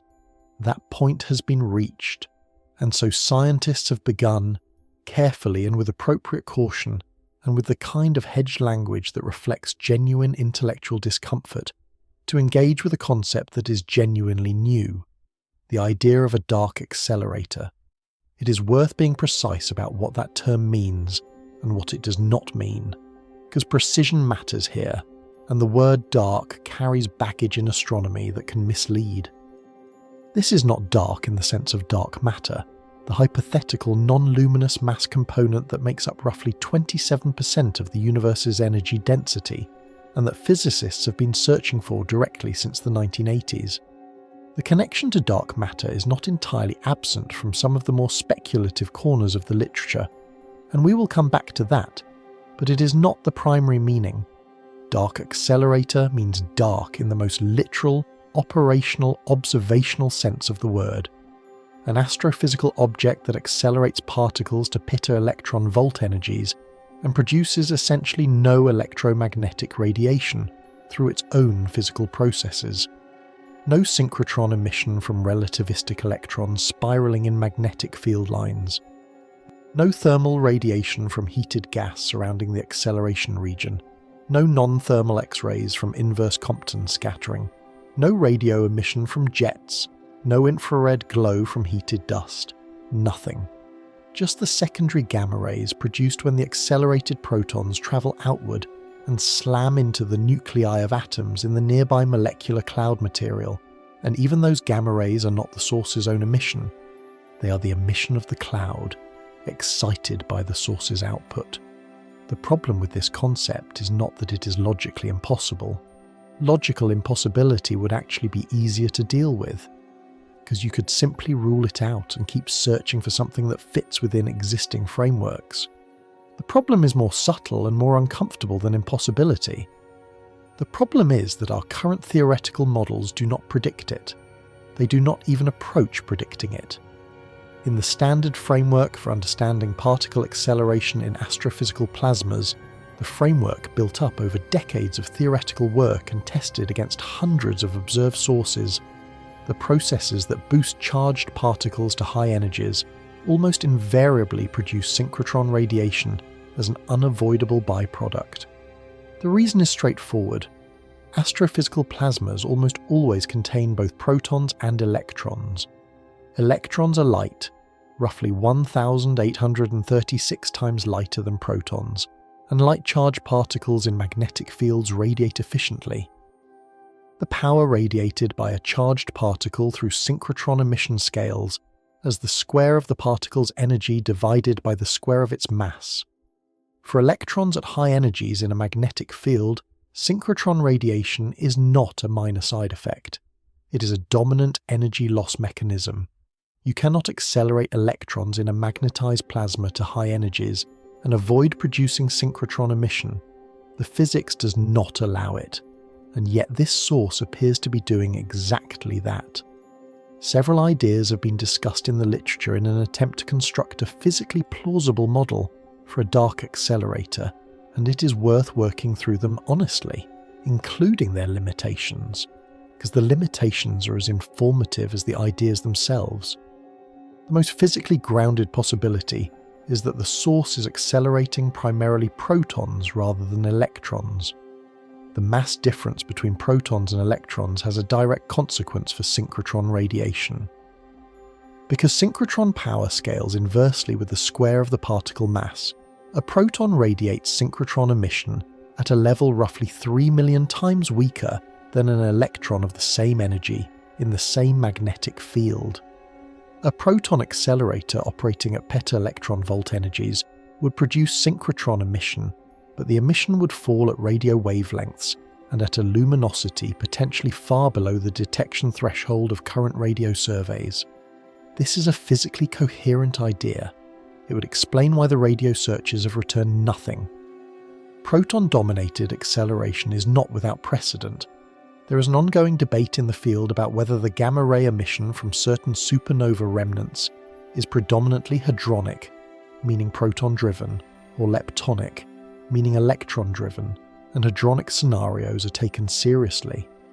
But the proton-dominated hypothesis does not resolve the full problem. It addresses the radio silence. It does not easily address the thermal silence. Any energetically significant astrophysical object embedded in or near a molecular cloud will interact with the surrounding gas and dust through processes beyond just particle acceleration. Shock heating, radiation pressure, energetic particle bombardment of the cloud surface. These interactions deposit energy into the surrounding medium, and that energy has to go somewhere. It goes into heat, and heated material radiates. Even a source that produces no direct electromagnetic emission of its own would heat its environment, and that heated environment should glow, particularly in the infrared. The Palo Alto infrared study found no such glow. The proton-dominated scenario explains one silence, but not all of them. The second possibility involves unusual magnetic field configurations in the acceleration region. Standard synchrotron emission is most efficient when the magnetic field is tangled and turbulent, because tangled fields expose electrons to a wide range of field directions and magnitudes, maximizing the conditions for efficient radiation. If the magnetic field in the acceleration region were instead highly ordered and laminar, structured in a way that channels accelerated particles along field lines without creating the turbulent conditions that generate strong synchrotron emission, it might be possible to construct an accelerator that is electromagnetically quieter than standard models predict. Ordered magnetic field geometries have been discussed in other astrophysical contexts, and there is nothing in the laws of physics that forbids them. But this idea remains entirely speculative. There is no confirmed observational analogue for an acceleration region with this combination of properties, high energy output, ordered magnetic geometry, and suppressed radiation across all wavelengths simultaneously. It is a possibility in the sense that it cannot be immediately ruled out. It is not a possibility in the sense of having any supporting evidence. Think carefully about what either of these scenarios would mean if one of them were true. A machine operating at the highest particle energies in the galaxy, in our own galaxy, detectable only because it happens to sit near enough to a molecular cloud that the protons it produces have something to collide with. Remove the cloud, move this object to an emptier region of the interstellar medium, and the secondary gamma rays disappear. The protons disperse freely into space. The object produces nothing detectable, nothing at all. We would have no knowledge it existed. That thought leads somewhere genuinely uncomfortable. How many objects like this might exist in regions of the galaxy where there are no molecular clouds in the right position to act as targets? How many peta-electron volt accelerators could be running right now in the Milky Way, in the spiral arms, in the interarm regions, in the outer galaxy, producing no secondary gamma rays because there is no gas for their proton output to collide with, leaving no traces of any kind, remaining completely outside our knowledge, not because they are faint, but because the indirect detection mechanism we rely on requires a specific environmental condition that may not always be present. This is no longer a question about one anomalous source in one unusual location. This is a question about the fundamental completeness of our census of the galaxy's high-energy objects. And the answer implied by LHAASOJ 2108 + 5157 is that our census may be profoundly incomplete in ways we cannot currently quantify, because we do not know how many of these objects there are or where they are or what they are. The mystery has shifted in character over the 5 years of this investigation. It began as a detection problem. We found a signal. We need to find the source. It progressed through an identification problem. We have searched and found nothing. We need to understand why. And it has arrived, finally, at something deeper. A physics problem. A problem about whether our current theoretical models of particle acceleration in astrophysical environments are complete, or whether they are missing something important. Something that operates at the highest energies accessible in our galaxy, that leaves no electromagnetic signature of its own existence, and that our models do not predict and cannot yet describe. The shift from an unexplained observation to a potential gap in fundamental physics is not a minor escalation. It is the difference between a mystery that existing tools might eventually solve and a mystery that might require new tools, new frameworks, and new ways of thinking about what kinds of things the universe is allowed to contain. Part 10.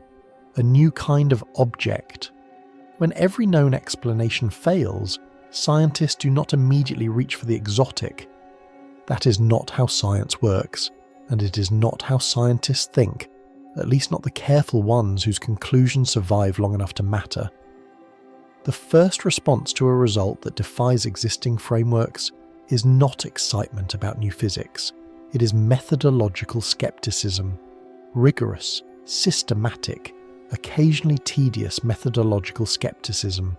Go back to the data, check the assumptions embedded in the analysis, look for errors in the reduction pipeline, re-examine whether the constraints are really as tight as they appear, or whether some combination of measurement uncertainty and modelling assumptions has made the situation look more impossible than it actually is. Ask whether the non-detections at other wavelengths are genuine non-detections, or whether the searches were sensitive enough to rule out the relevant scenarios. This process takes time, and it is genuinely valuable. It is precisely how mistakes get caught before they calcify into the literature and mislead an entire field for a decade. But in the case of LHAASOJ 2108 plus 5157, this process has been running for 5 years. Multiple independent teams have gone back to the data. Multiple instruments have repeated the searches with improved sensitivity. Multiple rounds of analysis have tested and retested the constraints. Papers have been written, reviewed, challenged, and defended. And the conclusion keeps returning the same result, stated in different words by different authors, but amounting to the same thing every time. The signal is real. The source is invisible. The known explanations do not work. At some point, continued methodological skepticism stops being rigor and starts being avoidance. That point has been reached, and so scientists have begun, carefully and with appropriate caution, and with the kind of hedged language that reflects genuine intellectual discomfort, to engage with a concept that is genuinely new, the idea of a dark accelerator. It is worth being precise about what that term means and what it does not mean, because precision matters here, and the word dark carries baggage in astronomy that can mislead. This is not dark in the sense of dark matter, the hypothetical non-luminous mass component that makes up roughly 27% of the universe's energy density, and that physicists have been searching for directly since the 1980s.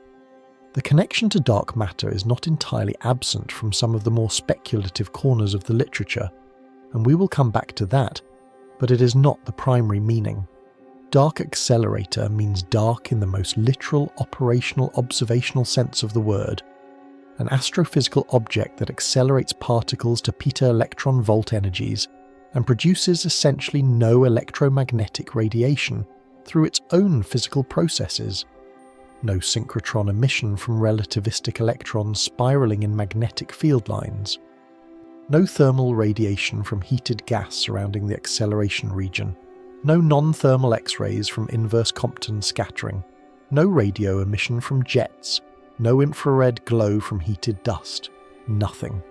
Just the secondary gamma rays produced when the accelerated protons travel outward and slam into the nuclei of atoms in the nearby molecular cloud material. And even those gamma rays are not the source's own emission. They are the emission of the cloud, excited by the source's output. The problem with this concept is not that it is logically impossible. Logical impossibility would actually be easier to deal with, because you could simply rule it out and keep searching for something that fits within existing frameworks. The problem is more subtle and more uncomfortable than impossibility. The problem is that our current theoretical models do not predict it. They do not even approach predicting it. In the standard framework for understanding particle acceleration in astrophysical plasmas, the framework built up over decades of theoretical work and tested against hundreds of observed sources, the processes that boost charged particles to high energies almost invariably produce synchrotron radiation as an unavoidable byproduct. The reason is straightforward. Astrophysical plasmas almost always contain both protons and electrons. Electrons are light, roughly 1,836 times lighter than protons, and light-charged particles in magnetic fields radiate efficiently. The power radiated by a charged particle through synchrotron emission scales as the square of the particle's energy divided by the square of its mass. For electrons at high energies in a magnetic field, synchrotron radiation is not a minor side effect. It is a dominant energy loss mechanism. You cannot accelerate electrons in a magnetized plasma to high energies and avoid producing synchrotron emission. The physics does not allow it, and yet this source appears to be doing exactly that. Several ideas have been discussed in the literature in an attempt to construct a physically plausible model for a dark accelerator, and it is worth working through them honestly, including their limitations, because the limitations are as informative as the ideas themselves. The most physically grounded possibility is that the source is accelerating primarily protons rather than electrons. The mass difference between protons and electrons has a direct consequence for synchrotron radiation. Because synchrotron power scales inversely with the square of the particle mass, a proton radiates synchrotron emission at a level roughly 3 million times weaker than an electron of the same energy in the same magnetic field. A proton accelerator operating at peta-electron volt energies would produce synchrotron emission, but the emission would fall at radio wavelengths and at a luminosity potentially far below the detection threshold of current radio surveys. This is a physically coherent idea. It would explain why the radio searches have returned nothing. Proton-dominated acceleration is not without precedent. There is an ongoing debate in the field about whether the gamma-ray emission from certain supernova remnants is predominantly hadronic, meaning proton-driven, or leptonic, meaning electron-driven, and hadronic scenarios are taken seriously. But the proton-dominated hypothesis does not resolve the full problem. It addresses the radio silence. It does not easily address the thermal silence. Any energetically significant astrophysical object embedded in or near a molecular cloud will interact with the surrounding gas and dust through processes beyond just particle acceleration. Shock heating, radiation pressure, energetic particle bombardment of the cloud surface. These interactions deposit energy into the surrounding medium, and that energy has to go somewhere. It goes into heat, and heated material radiates. Even a source that produces no direct electromagnetic emission of its own would heat its environment, and that heated environment should glow, particularly in the infrared. The Palo Alto infrared study found no such glow. The proton-dominated scenario explains one silence but not all of them. The second possibility involves unusual magnetic field configurations in the acceleration region. Standard synchrotron emission is most efficient when the magnetic field is tangled and turbulent, because tangled fields expose electrons to a wide range of field directions and magnitudes, maximizing the conditions for efficient radiation. If the magnetic field in the acceleration region were instead highly ordered and laminar, structured in a way that channels accelerated particles along field lines without creating the turbulent conditions that generate strong synchrotron emission, it might be possible to construct an accelerator that is electromagnetically quieter than standard models predict.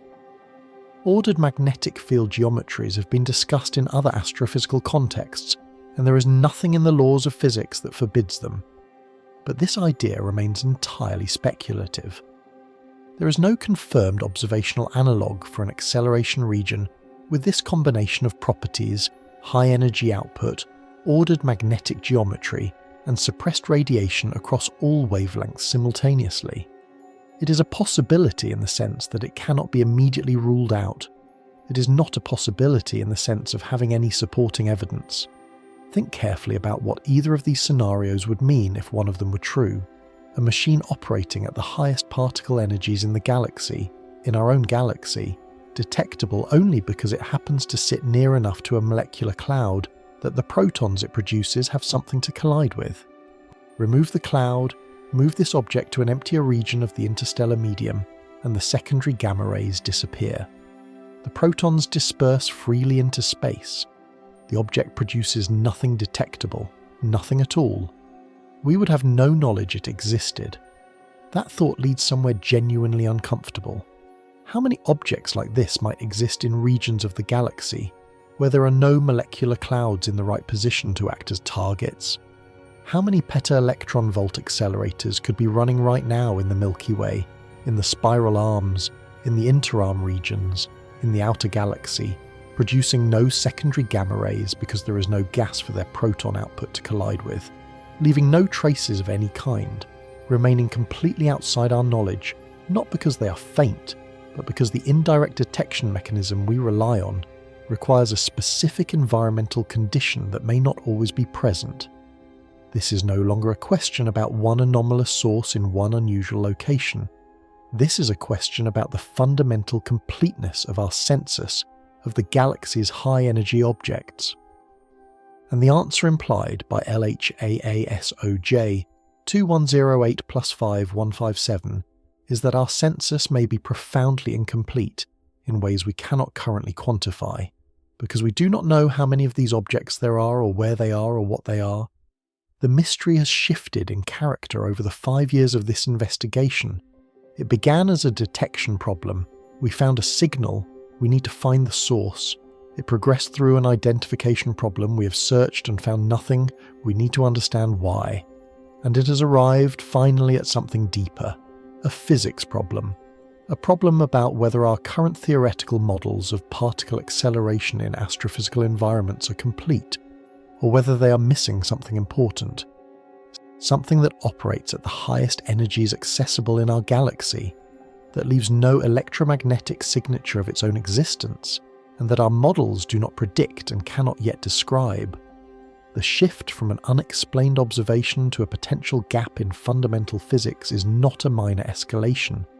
It is the difference between a mystery that existing tools might eventually solve and a mystery that might require new tools, new frameworks, and new ways of thinking about what kinds of things the universe is allowed to contain. Part 11. The Hidden Population Hypothesis. The unsettling possibility that scientists have begun to take seriously is that LHAASOJ 2108 plus 5157 is not unique. It may not even be rare. And if that sentence does not immediately strike you as one of the more disorienting things you have heard in the context of this investigation, sit with it for a moment, because the implications of it unspool in directions that touch not just on this one source, but on the entire framework astronomers use to understand the high-energy environment of the galaxy we live in. To understand why this possibility arises, you need to think carefully and specifically about why we were able to detect this object at all. The answer is not that it is particularly bright or close, or that it produces an unusually strong signal by the standards of its class. The answer is circumstantial. The gamma-ray signal from LHAASOJ 2108 plus 5157 is detectable because the source happens to be located near dense molecular cloud material. The accelerated protons produced by whatever the source is travel outward from the acceleration region into that cloud material, collide with the nuclei of atoms in the cloud, and generate the secondary gamma rays that LHAASO's detector arrays capture when those gamma rays reach Earth and initiate particle showers in the atmosphere. The detection chain depends entirely on that collision. Take away the molecular cloud, move it somewhere else in the galaxy, or move the source to a location not adjacent to dense gas, and the protons disperse freely into the lower density interstellar medium surrounding the cloud. The collision rate drops, the secondary gamma ray production drops with it. The signal falls below the detection threshold, or disappears entirely. The source becomes, in every observational sense, completely undetectable, not difficult to detect, not faint but measurable with a larger facility. Undetectable in principle, because the indirect detection mechanism that reveals its existence requires a specific environmental condition that is no longer present. This is a different kind of invisibility than what the failed multi-wavelength searches revealed. Those searches showed that the source produces no direct electromagnetic emission of its own. This additional consideration shows that even the indirect detection method we actually used to find it depends on a cosmic accident of geometry. The source is detectable only because it is near a cloud. It is known to us only because of where it happens to sit in the galaxy. Change the location and we never find it. Now consider the structure of the Milky Way and what that implies. The galaxy contains an enormous reservoir of molecular cloud material. The molecular zones concentrated in the inner galaxy, within a few thousand light years of the galactic centre, hold millions of solar masses of dense cold gas distributed across layered, complex cloud structures that span hundreds of light years in some cases. The spiral arms of the galaxy, which is where most star formation occurs, are threaded with molecular clouds at regular intervals. Star-forming regions throughout the galactic disk extend this reservoir across a wide range of distances and directions from Earth. Molecular clouds are not exotic or unusual environments in the Milky Way. They are among the most common large-scale structures in the galaxy. The galactic plane, viewed from above, would show them clustered along the spiral arms in a pattern that covers a substantial fraction of the disk's area. This matters because it means the detection scenario that allowed us to find LHAASOJ 2108 plus 5157, a pevotron positioned near a molecular cloud, its proton output colliding with the cloud material and generating detectable secondary gamma rays, is not a uniquely improbable configuration. It is a configuration that could repeat wherever a dark accelerator happens, to sit near one of the many molecular cloud complexes distributed across the galaxy. The question is not whether such configurations exist. Given how common molecular clouds are, they almost certainly exist in multiple places. The question is how many dark accelerators there are, and what fraction of them happen to sit near clouds dense enough and close enough to produce a gamma ray signal strong enough to detect. This is where the concept of detection bias enters the picture, and it is important to understand what that term means in this context. A detection bias is a systematic effect that causes your observed sample to be unrepresentative of the true underlying population. It does not mean your measurements are wrong. It means your measurements are correct but incomplete in a structured way. The objects you can find are a specific subset of all the objects that exist, selected by conditions that have nothing to do with how common those objects are. In this case, the detection bias is geometric and environmental. You can detect dark accelerators only when they are positioned near molecular clouds, dense enough to produce significant secondary gamma ray emission. Dark accelerators that are not near such clouds cannot be detected with any current method. This means the population of dark accelerators you can observe is a subset, selected by proximity to molecular cloud material, of the true total population. Apply basic statistical reasoning to this. Currently, the number of confirmed non-luminous pevotrons is 1. That is the entire observed sample. If the fraction of all dark accelerators in the galaxy that happen to sit near detectable molecular cloud material is something like 10 to 20%, a rough but not implausible range, given what we know about the distribution of molecular clouds and the likely distribution of whatever class of object this represents, then the total population implied by finding one example is somewhere between 5 and 10 objects.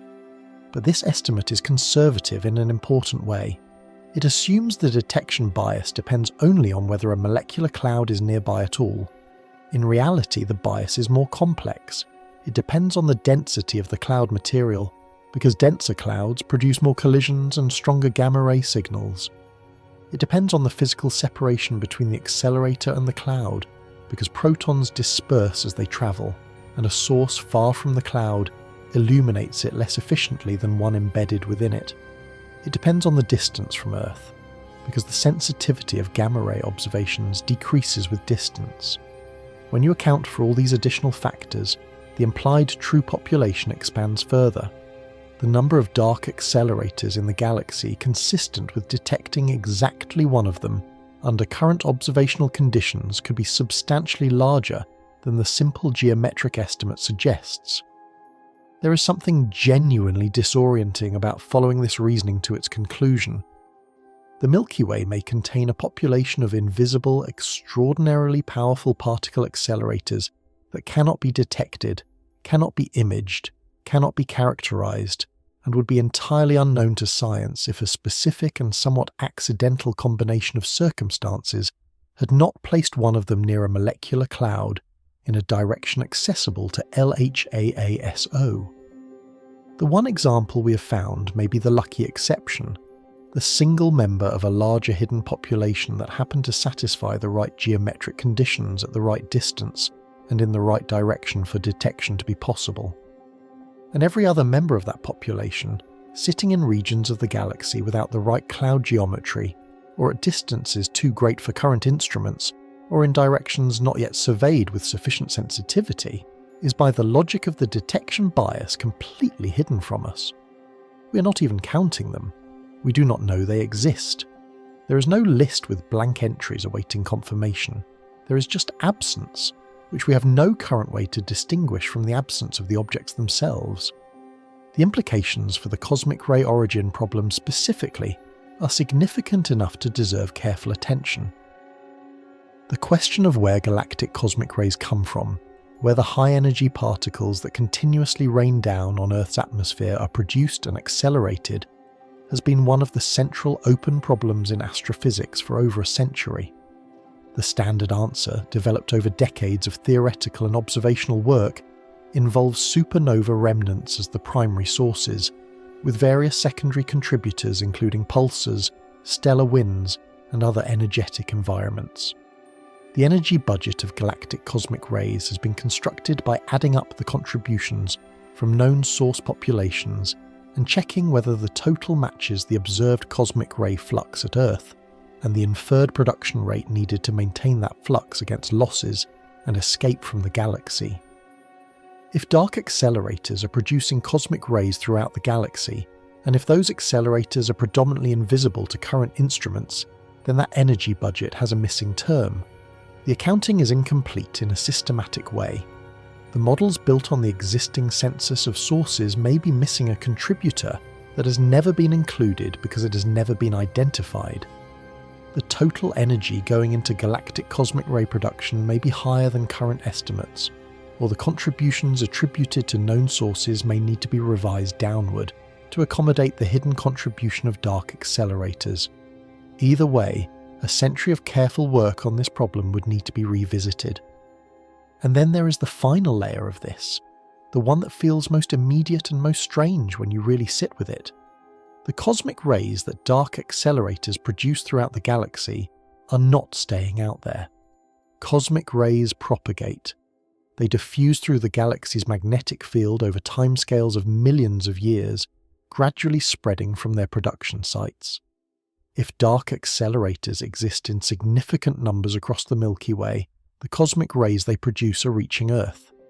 They are arriving at the top of the atmosphere right now, as you read this, as part of the continuous particle rain that physicists have been measuring at ground-based observatories for over 100 years. Some fraction of those particles, we do not know how large a fraction, because we do not know how many dark accelerators there are, originated from objects we have never seen, never identified, and cannot currently characterize. The galaxy's most powerful engines may be running in complete silence, hidden not by distance or dust or any of the conventional obstacles that astronomy has learned to overcome, but by a more fundamental absence. They produce no light of any kind. They announce their existence only through particles, and the only reason we know even one of them exists is because one of them happened to park itself next to a cloud. Part 12. The Limit of Our Vision. There is an instrument being built that will push the investigation of sources like LHAASOJ 2108+5157 further than any existing facility can reach.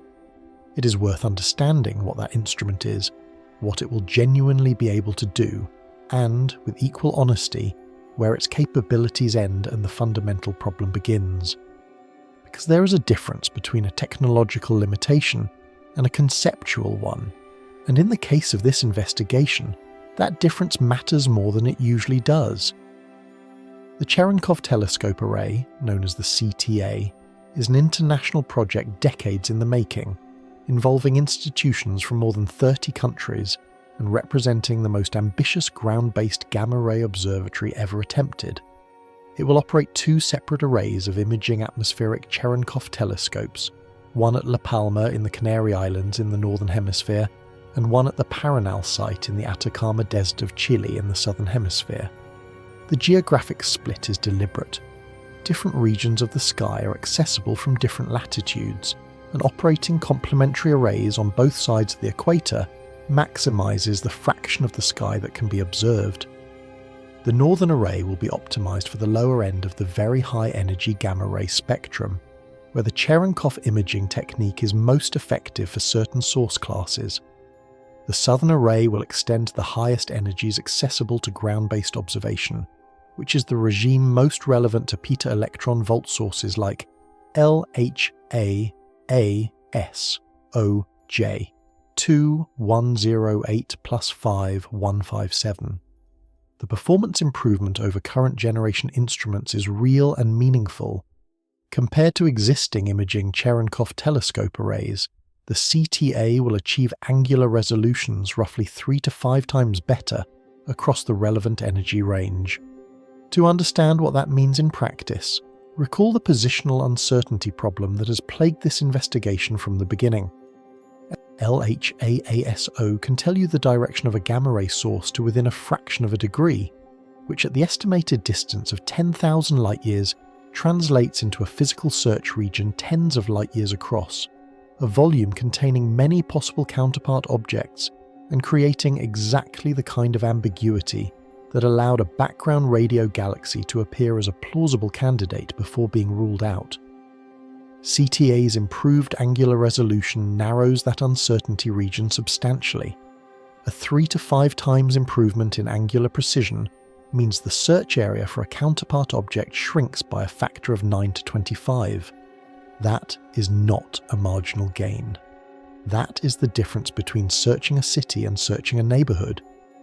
For LHAASOJ 2108 plus 5157 specifically, this improvement could matter in ways beyond simply narrowing the counterpart search area. If the gamma-ray emission from this source has internal structure, if it is not a smooth, featureless blob but contains multiple distinct emission peaks, or shows concentration toward a particular subregion of the molecular cloud complex, or reveals an asymmetry that points toward the location of the accelerating source, CTA observations would have the resolution to reveal that structure where LHAASO cannot. Internal structure in the gamma-ray emission would carry physical information. It would tell you something about the geometry of the proton injection, the distribution of the cloud material acting as the target, and potentially the location of the source within the cloud. A smaller, better constrained uncertainty region also reduces the probability that any counterpart detected at other wavelengths is a chance background coincidence rather than a genuine physical association, the problem that turned the 2025 radio detection into a false lead rather than a breakthrough. So yes, CTA represents genuine progress. It is a real and important step forward for the investigation of this source and for high-energy gamma-ray astronomy more broadly. Anyone who tells you it is irrelevant to this mystery is wrong. But there is a fundamental limitation that better angular resolution cannot address. It is the limitation that sits at the centre of this entire investigation, and it is important to state it clearly rather than allow the excitement about a new instrument to obscure it. CTA is still a gamma-ray instrument. It detects gamma rays through the same basic process that LHAASO uses, the reconstruction of atmospheric particle showers initiated by incoming gamma-ray photons. It still relies on detecting the secondary gamma rays produced by cosmic ray interactions with molecular cloud gas. The gamma rays are not the source's own emission. They are the emission of the cloud material, excited by the protons that the source produces. If the source itself produces no electromagnetic radiation through its own physical processes, if it is genuinely a dark accelerator in the operational sense that 5 years of investigation suggests, then CTA will see the same fundamental thing that LHAASO sees. The contours of the emission region will be sharper, the position will be better constrained, the internal structure, if it exists, will be resolved. But the source, the actual object driving all of this, will still not be visible. Better eyes do not help you find something that emits no light. And this is the edge, the real edge. Not the edge of what a particular instrument can do, or what current technology allows, or what this generation of scientists can accomplish with the resources available to them. This is the edge of what a particular approach to understanding the universe can achieve. Electromagnetic astronomy, the study of everything beyond Earth through the detection of light in all its forms, from radio waves with wavelengths measured in meters to gamma rays with wavelengths smaller than an atomic nucleus, has been the foundation of essentially everything humanity knows about the universe. Every galaxy in the catalogues, every star with a measured spectrum, every neutron star and black hole and nebula, a molecular cloud and stellar nursery and supernova remnant in our understanding of the cosmos was discovered and characterized through the detection of electromagnetic radiation. Light is how we see. Light is how we know. It is the only messenger we have used for the entire history of observational astronomy that has never failed to eventually reveal something. The assumption embedded in every telescope ever built, in every survey ever conducted, in every multi-wavelength campaign ever coordinated, is that the things worth finding radiate, that the universe's objects and processes announce their existence through electromagnetic emission of some kind, at some wavelength, at some detectable level. This assumption has been so consistently correct across so many different types of objects and environments and energy scales that it stopped being an assumption a long time ago. It became a foundation, something you build on without examining it because it has never cracked. LHAASOJ210855157 is putting a crack in it. If this source is what the evidence increasingly suggests it is, a genuine, persistent, localized, energetically extreme astrophysical object that produces no electromagnetic radiation through its own processes, then it represents something that the instruments and methods of electromagnetic astronomy are fundamentally not designed to find.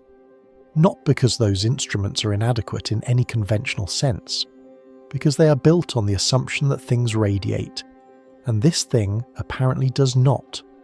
What we are detecting is not the object. We are detecting its shadow, the mark it leaves in material that surrounds it. The secondary emission produced not by the source but by the environment the source happens to inhabit. We are reading a footprint without seeing the foot. We are measuring the displacement of water without seeing the stone that fell. And when we point every instrument we have, radio, infrared, optical, X-ray, and now gamma ray with improving precision, at the place where that footprint traces back to, we find nothing. A region of space that is, by every measure our instruments know how to take, empty. There are two ways to hold that fact, and they are both honest. The first is the reassuring version. Science has been in positions like this before, where an anomaly seemed to resist explanation until a new framework arrived that made the anomaly not just explicable, but obvious in retrospect. Pulsars arrived as unexplained, unnervingly regular radio signals before rotating neutron stars were understood. Fast radio bursts were disputed, marginal detections before they became a catalogued phenomenon with physical explanations. Gravitational waves were a prediction of general relativity that many physicists doubted would ever be directly detected before LIGO heard two black holes collide in September of 2015. In each case, the anomaly preceded the understanding by years or decades, and when the understanding arrived, it expanded the field rather than breaking it. There is genuine reason to expect that something similar will happen here. Someone will find a detection method that reaches the source directly. Someone will construct a theoretical model that predicts dark accelerators and makes testable predictions about their properties. The invisible will become visible, the way it always has. The second version is harder to sit with, and it deserves the same honest attention as the first. The version where this is not just one unexplained source waiting for a clever resolution, but the first confirmed glimpse of an entire category of reality that electromagnetic astronomy cannot access. Where the Milky Way contains objects of enormous power operating in a physical regime that produces no light of any kind, and where our census of the galaxy's high-energy environment is not nearly complete in the way we assumed it was. Where the gap between what we can detect and what actually exists is not a temporary condition of technological immaturity, but a structural feature of the observational approach we have been using for 4 centuries. We have built better eyes, continuously, for hundreds of years.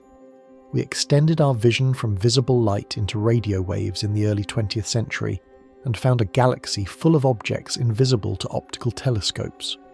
We extended it into X-rays and found black holes and neutron stars and superheated plasma. We extended it into gamma rays and found the most extreme accelerators in the universe. Every new window revealed a new population. Every time we assumed the picture was nearly complete, the next window showed us how much we'd been missing. LHAASOJ 2108 plus 5157 is not happening at a forgiving distance. It is not a faint signal from a galaxy billions of light years away, where ignorance is understandable and the distances themselves provide an excuse. It is happening in our own galaxy, in the same spiral structure that contains our Sun, at a distance of roughly 10,000 light years, close enough, by the scale of the Milky Way, to be considered a neighbour. Something extraordinarily powerful is operating in our cosmic backyard, and after 5 years of looking at it with every instrument humanity has built for exactly this purpose, we cannot tell you what it is. We can tell you the energy. We can tell you the direction. We can tell you it is real. We cannot tell you what is there. That might be the most important sentence in this entire story. Not because it represents failure, but because it represents the exact location of the frontier. The place where what we know ends and what we do not yet know begins. And frontiers, in science, are not dead ends. They are where the next thing happens. The question is no longer only what is hiding in the molecular clouds near LHAASOJ 2108 plus 5157. The question is whether the universe contains entire categories of powerful, consequential, physically real objects that produce no light at all, and whether we are ready to build the tools and the frameworks needed to find them. We found the most powerful accelerator in the galaxy. It is invisible, and somewhere in that silence, if we are paying attention, might be the outline of the next chapter of astronomy.